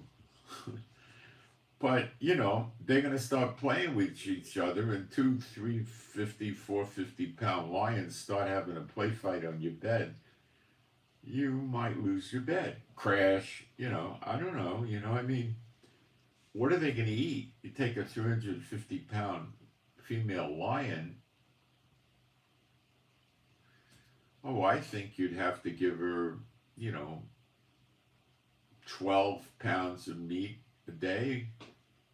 A male, maybe 16, 18 pounds, something like that, ought to hold them over pretty healthy.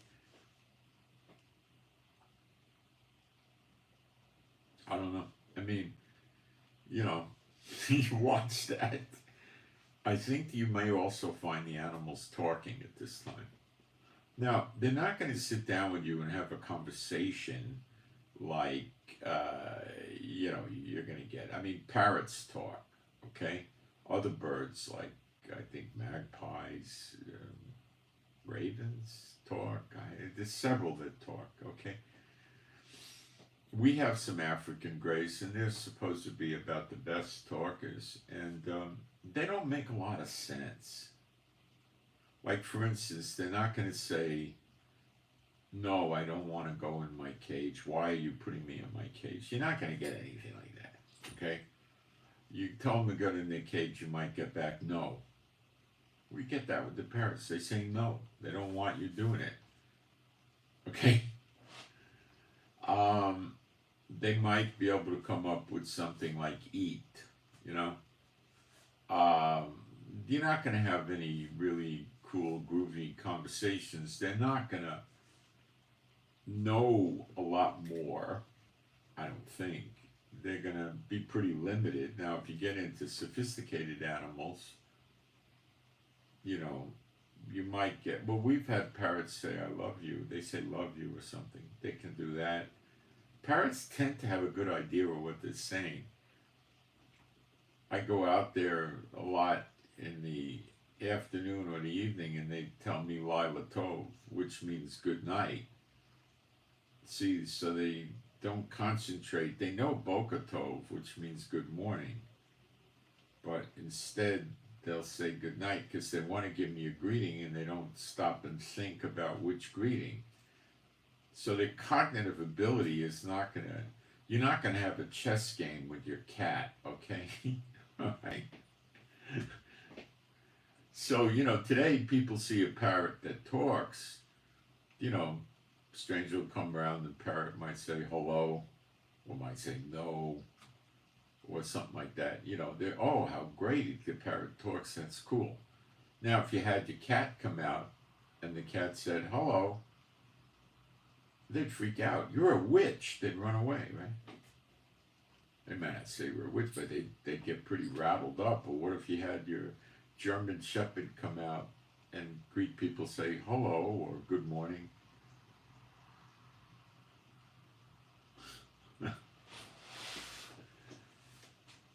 Focus on the families you're going to have more than the pets you're going to have. I know it would be really cool to have, well, I would go for jaguars because they're beautiful and they're not that heavy that they're going to knock you down if they put their paws on your shoulders like a 450-pound male lion and then decides to hug you while you're standing up and rubbing his mane on your face, which is pretty coarse hair. It'll make it hard for certain animals to bite through his mane, to get a good grip and get a good puncture going. It may not be that easy, but to another lion with their jaw pressure, yeah, it'll work. But the jaguars are, I don't know, about 220 in pounds, something like that. They're plenty tough. They're plenty strong. They're plenty smart, But, maybe if you wanted to get a bobcat that now would be tame and friendly and, 35 pounds, yeah, I mean, that could be handled, But what do you do when he wants to sharpen his claws on the wooden base of your sofa?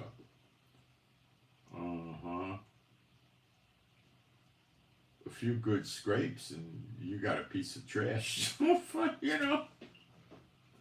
What do you do with them? What do you do? So, while having exotic animals can be a lot of fun, but why don't you just focus on multiplying and having a lot of children? They're fun too. They're more fun. They talk better with cognitive ability. They grow up as your heritage. It's a much better idea to focus on the kids. Don't let the animals be animals. If you really want to have a dog or a cat or 2 or 3, those are pretty good domestic animals, but I don't know what it would be like with a 2 or 3 or 400-pound critter walking around the house, especially if you got a pair of them and they decide they're going to have a good play session, right? And they start knocking your furniture off. I don't know, guys. Well, you wouldn't be feeding them meat. You'd probably be feeding them crops because the lion only eats straw, so you could feed them like a horse. Horses, look, what you're going to have camels. They're fun. You're going to have horses and you'll have mules. They're fun too. Mules got great personalities. They bond with you. When they see you come to the corral they're in, they run over to you. They make all kinds of noises, and they'll probably be able to talk a little bit too. And they really bond with you. They like getting petted. They'll rub up against you. They're a lot of fun, and they're very manageable, and they're practical. So is a horse, and so is a camel. A 2-humper will outrun a racehorse. But the racehorse has to stop at a brief distance. The camel doesn't. He keeps going. And they get pretty friendly. They don't snuggle with you and stuff like that, but they know who you are and they're pretty friendly, and they're basically in the desert predator proof. They're super strong. They could easily pick a lion, a mountain lion or a wolf up with their mouth and fling it. No trouble. Hands down, simple for a camel to do that. And they got a hoof, like what, like that or even bigger, and super strong legs, and they kick a mountain lion or a wolf with that hoof, and it ain't never going to be the same again. But they're not going to fight anymore, So camels are practical. You could ride them around, carry cargo with them. They're really pretty good critters. They run races with them in the Arab countries like we run races with the racehorses. Now, then people that like birds are going to start thinking about, big eagles and stuff like that because they're not going to be killing animals anymore either. So I don't know. I mean, some knucklehead may decide he's going to put a killer shark in his swimming pool for entertainment or something, and go swimming with the thing. But, guys, we got to use our heads on this and remember we're going to be multiplying with a lot of children, and I think that's the focus is the children, and you'll have a lot of them. And that's where your energy should be spent, because that's truly rewarding. I'm not saying you can't have pets. You certainly can have pets. But think 2 or 3 times before you get yourself some exotic pet that weighs 300 or 400 pounds, please. Be careful. I mean, having birds and cats and dogs, yeah, no problem. Horses, mules, camels, yeah, no problem. But if you start expanding this, it could get weird. Okay?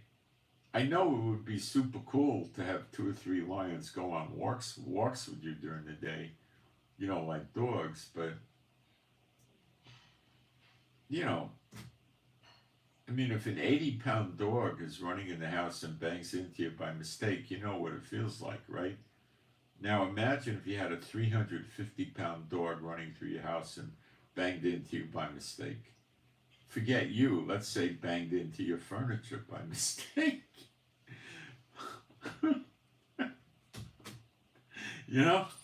All right, enough said.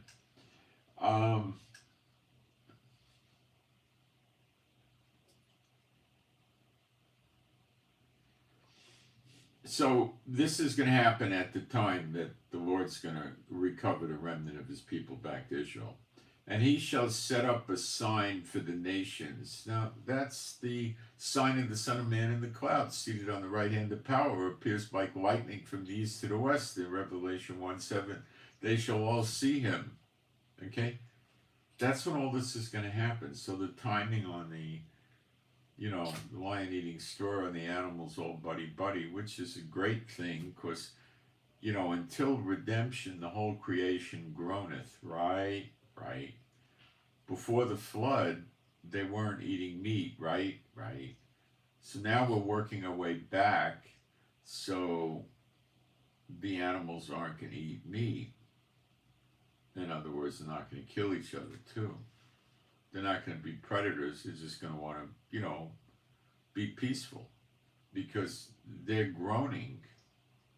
The animals that are predators are not that high on having to go out every couple of days and find some critter to kill. They'll be much happier not having to do that. And if they're eating the crops, they're not going to have the blood, which is going to keep driving them on for more killing instincts. Okay, that's why we don't eat the blood, one of many reasons, okay? And gathered together the dispersed of Judah from the 4 corners of the earth. And it also says, assemble the outcasts of Israel. Okay, so it's the 12 tribes. The envy also of Ephraim will depart, and the adversaries of Judah shall be cut off. Ephraim shall not envy Judah, and Judah shall not vex Ephraim. This is Ezekiel 37. The 2 sticks shall be one in my hand. And in that day shall you say, praise the Lord, call upon his name, declare his doings among the people, make mention that his name is exalted. Sing unto the Lord, for he hath done excellent things. This is known in all the land, it says. It could mean the earth, probably. Cry out and shout, thou inhabitant of Zion, for great is the Holy One of Israel in the midst of thee. That's the glory of God of Israel, Michael. Okay? So, oh, wait a minute. I wound up in Isaiah 12. How did I get here?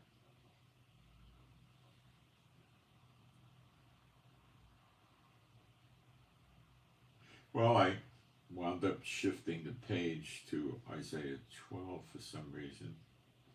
Let's go back to 11. All right, so I was down at the bottom here.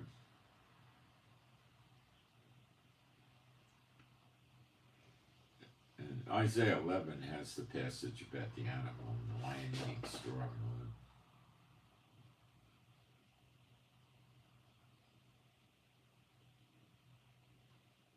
So at Isaiah 11:11, it shall come to pass in that day, that's Zechariah 12 that day, that Jehovah shall set his hand again the second time to recover the remnant of his people which shall be left from Assyria and from Egypt and from Pathros and from Cush and from Elam and from Shinar and from Hamath and from the islands of the earth. I think the islands in North and South America and Asia.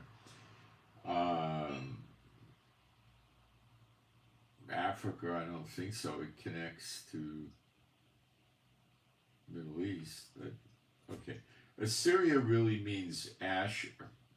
The capital of Asher was Nineveh, which is Mosul, Iraq. Okay? And I think I made a note of this. Let's see.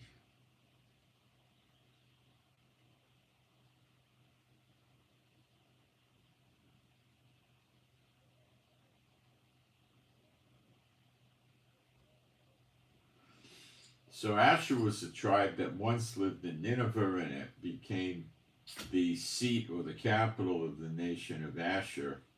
It doesn't really say Assyria in the Hebrew, which compassed what today is northern Iraq, northeast Syria, and southeast Turkey.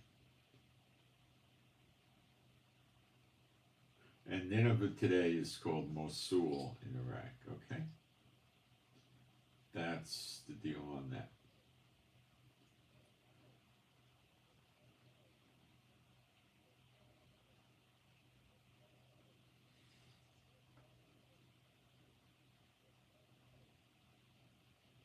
So those that are, supposed to be called out of there will be called out of there before these places get destroyed, which is, or probably at redemption, or maybe they've already been destroyed and the people are leaving. I don't know. Can't give you a clear answer right now on that. Could say in that day it happens, that's when they leave, so I don't know for sure. Probably in close proximity, before, after, or during, when these nations get destroyed. But they shall fly upon, wait a minute.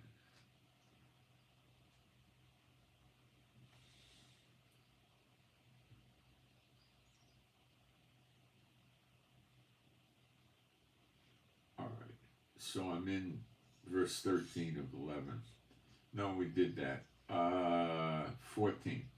But shall fly, and that word is oaf, and it means fly.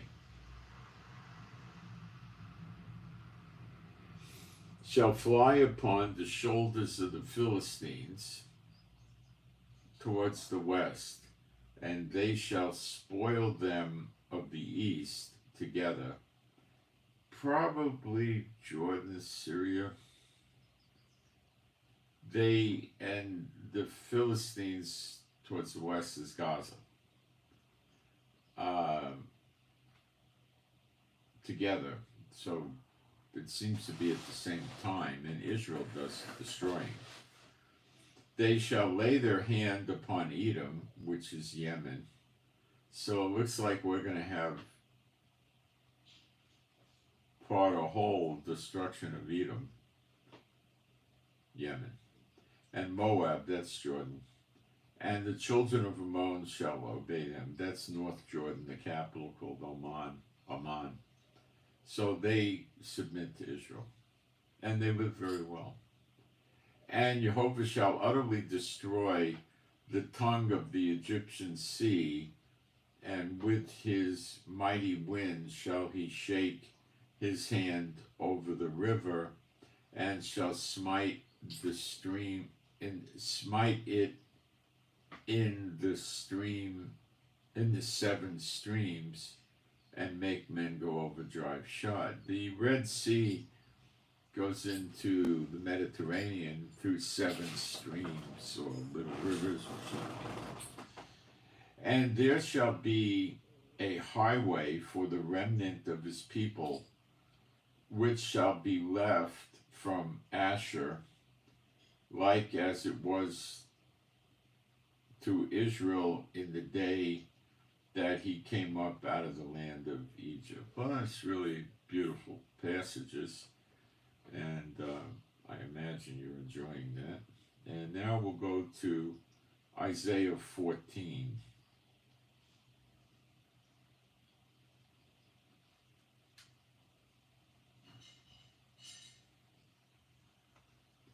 Probably prudent for me to check the chat real fast.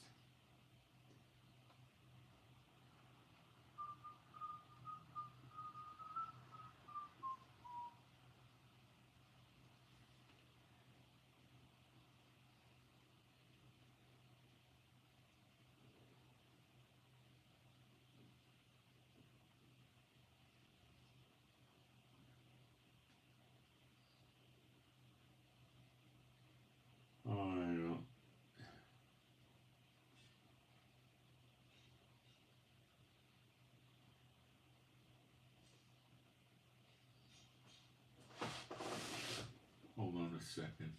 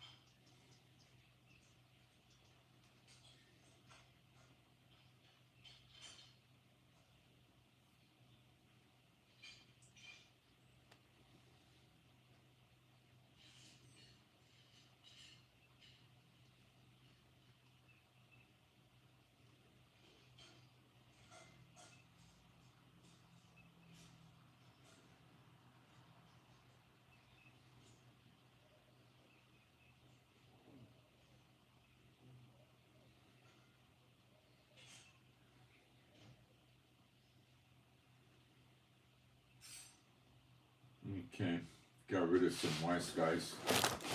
All right, Isaiah 14.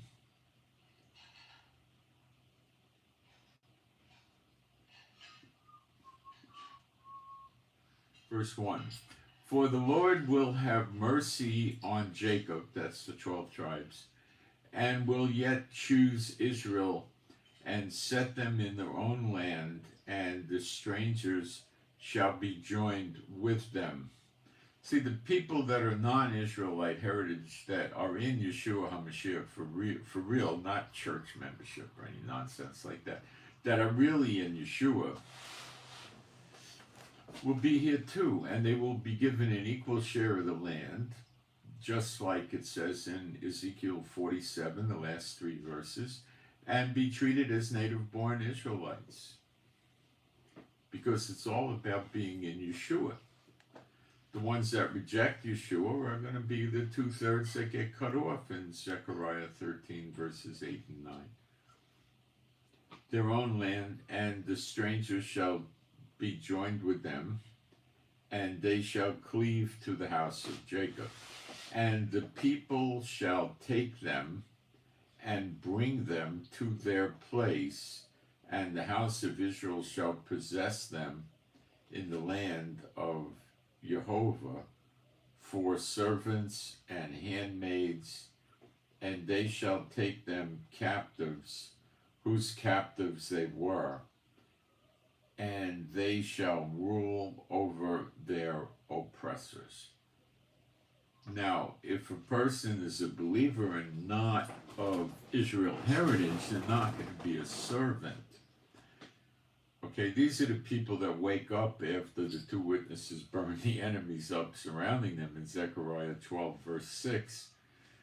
And, you know, this next Exodus comes, and the Israelis and the believers in Yeshua are going to have everlasting life. Arise, shine, your light has come, they'll be glowing, like Moses was in Mount Sinai when he came down. They had to put a veil over him, stuff like this. So they're going to be bringing the Israelites as an offering unto the Lord to Israel. And see, Israel's going to be tremendously prosperous, and the food's going to be great. Yet Jeremiah 30, verse 11, and Jeremiah 46, verse 28 say clearly that all the nations that Jehovah scattered the Israelites into over time shall be destroyed. And I believe that's about 125 nations, give or take. So they're not going to have anything left to stay home. So they'll come to Israel and they'll be happy to be servants again. But this does not happen to the believers in Yeshua, because we're all equal. It doesn't happen. Well, some hold a higher office or something like that, like apostle, for instance. But, you know, God doesn't do that to his children, you know. Take captive those whose captives we were. See, it reverses everything.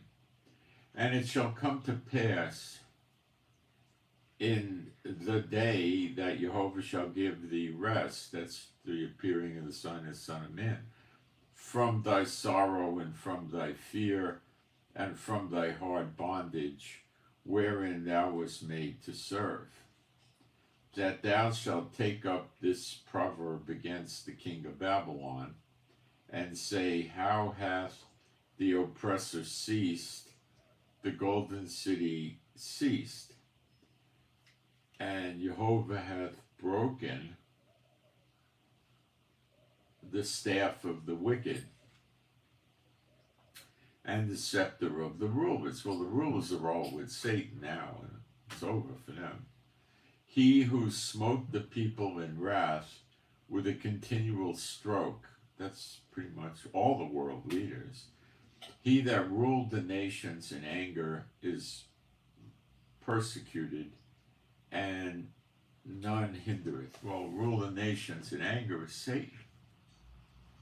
He hates people. I know the idiots that serve him think that he's their friend, but it's not the truth.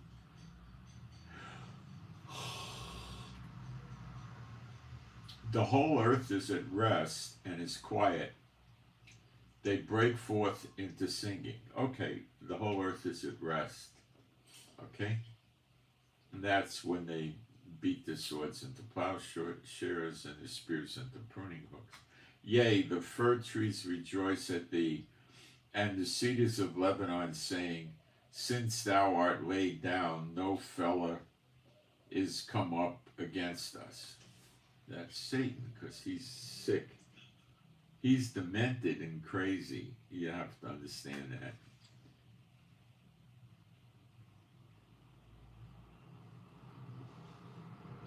Hell from beneath moved for thee to meet thee at thy coming. It stirreth up the dead for thee. Now it's talking about the time Satan gets thrown into the pit, not the lake of fire, the pit, which happens after Gog and Magog. When Yeshua comes down to earth with New Jerusalem, Satan goes into the pit, and the beast and the false prophet go to the lake of fire. They actually beat Satan into the lake of fire. It stirreth up the dead for thee, even all the chief ones of the earth. It hath raised up from their thrones. Does that really mean thrones?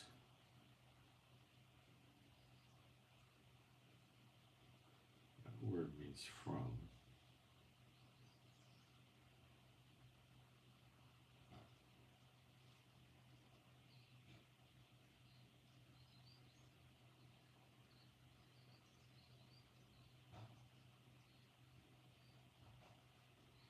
It can mean a seat or a throne. Yeah, it kind of could be a throne.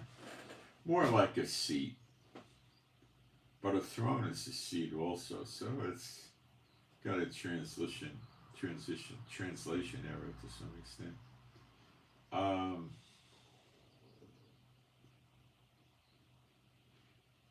Hell from beneath is moved. Well, that hell word would be Sheol. For thee to meet thee at thy coming. So meet him when he gets thrown in the pit. It stirreth up the dead for thee, even all the chief ones of the earth it hath raised up from their thrones. All the kings of the nations. Well, they were all Satan bots. Verse 10. All they shall speak and say unto thee, art thou also become weak as we? Art thou become like unto us? Thy pomp is brought down to the grave, and the noise of thy vials, the worm is spread under thee, and the worms cover thee. So they got worms all over the place. And that wouldn't be the lake of fire, that's the pit, I believe. How art thou fallen from heaven, O Lucifer, son of the morning? How art thou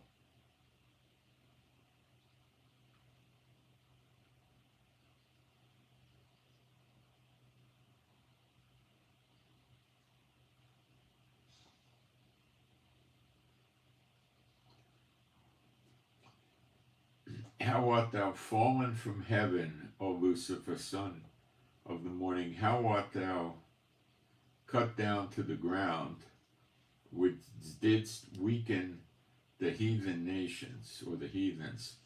For thou hast said in thy heart, I will ascend unto heaven, and I will exalt my throne above the stars of God.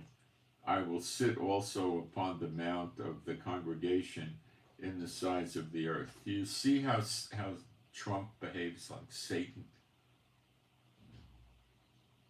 You should. I will ascend above the heights of the clouds. I will be like the Most High. Yet thou shalt be brought down to hell, or Sheol. Is better. I like that word better.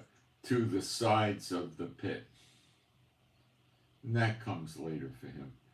They that see thee shall narrowly look upon thee and consider thee,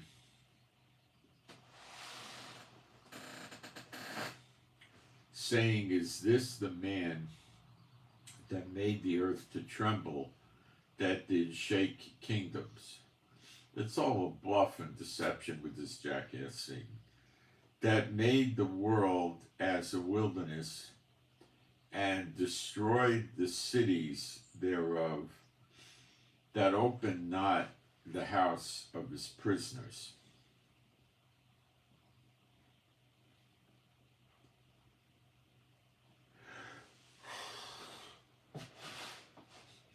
That made the world as a wilderness.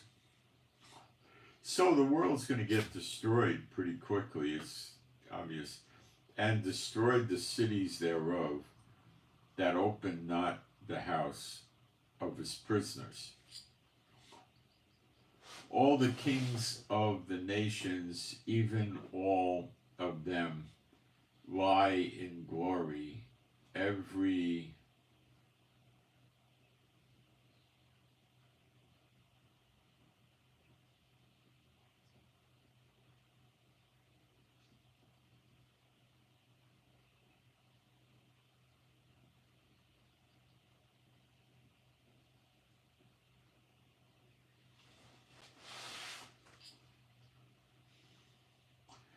But thou art cast out of thy grave like an abominable branch, and as the raiment of those that are slain, thrust through with a sword, that go down to the stones of the pit, as a carcass trodden under feet. Thou shalt not be joined with them in burial, because thou hast destroyed thy land and slain thy people. The seed of evildoers shall never be renowned. Prepare slaughter for his children, for the iniquity of their fathers.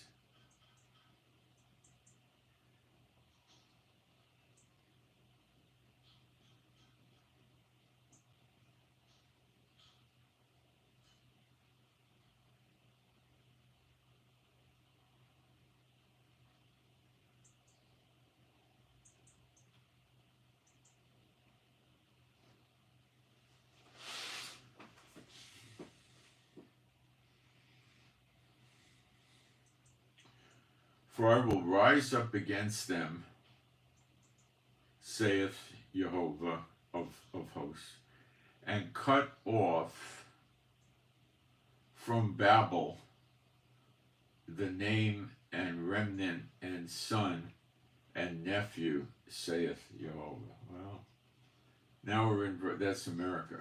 In verse 23, Isaiah 14. I will also make a possession for the bittern and pools of water, and I will sweep it with the besom of destruction, saith Jehovah of hosts.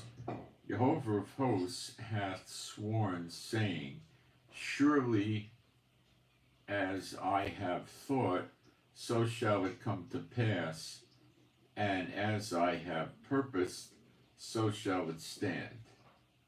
Yeah, for Jehovah, not for Trump.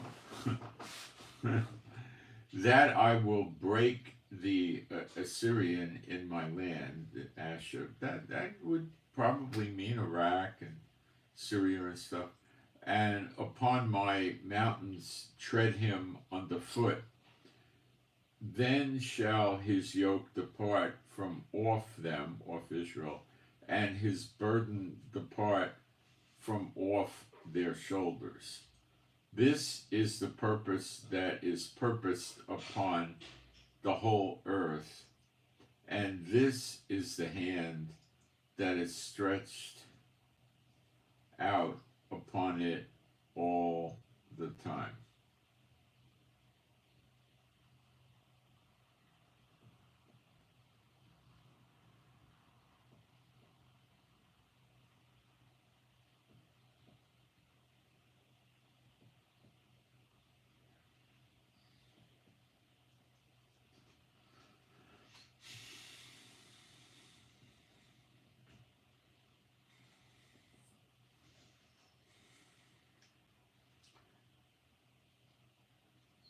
For the Lord of hosts, this is verse 27, hath purposed, and who shall disannul it? And his hand is stretched out, and who shall turn it back? In the year that King Ahaz died, was this burden. That's when it was prophesied. Rejoice, thou whole Palestina. That's what they were calling the land of Israel.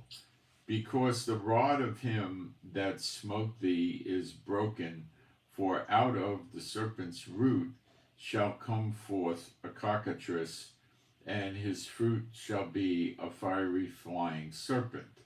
And the firstborn of the poor shall feed, and the needy shall lie down in safety, and I will kill thy root with famine, and he shall slay thy remnant. That's the bad ones. Howl, O gate, cry, city, O city, thou whole Palestina, art dissolved, for there shall come from the north a smoke, and none shall be alone in his appointed times. What shall one then answer the messengers of the heathen nations, that Jehovah hath founded Zion, and the poor of his people shall trust? See, he gets rid of the 2/3. The poor, the humble, the meek, the feeble. They're the ones getting the salvation. So it's talking about the enemies. And when he says thou whole Palestina, he could be talking about Gaza. Art dissolved.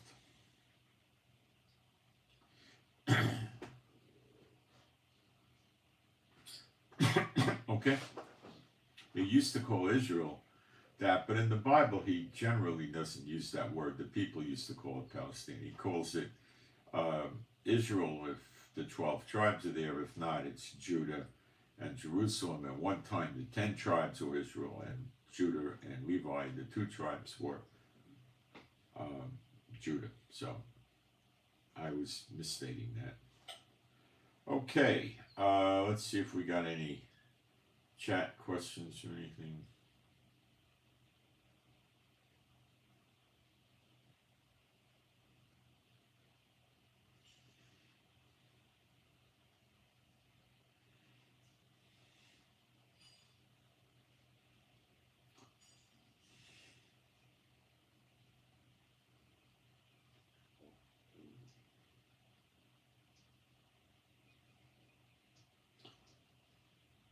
Okay, so I hope you got something out of that. I'm pretty sure you did. I'll keep you updated as things progress, and it's just every day I show you we're getting closer and closer and closer and closer. It's exciting.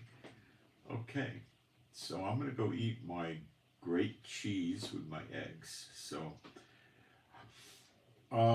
please keep praying for me and Rivka for our teeth. Although mine's have settled down, I'm not so sure my wife's is yet. Pray for our animals and pets, which are all rescues, to be happy, healthy, and whole. Pray for the peace of Jerusalem. Pray for me and my wife to have strength, stamina, endurance, be happy and joyful. Pray for our finances, and pray for better videos, and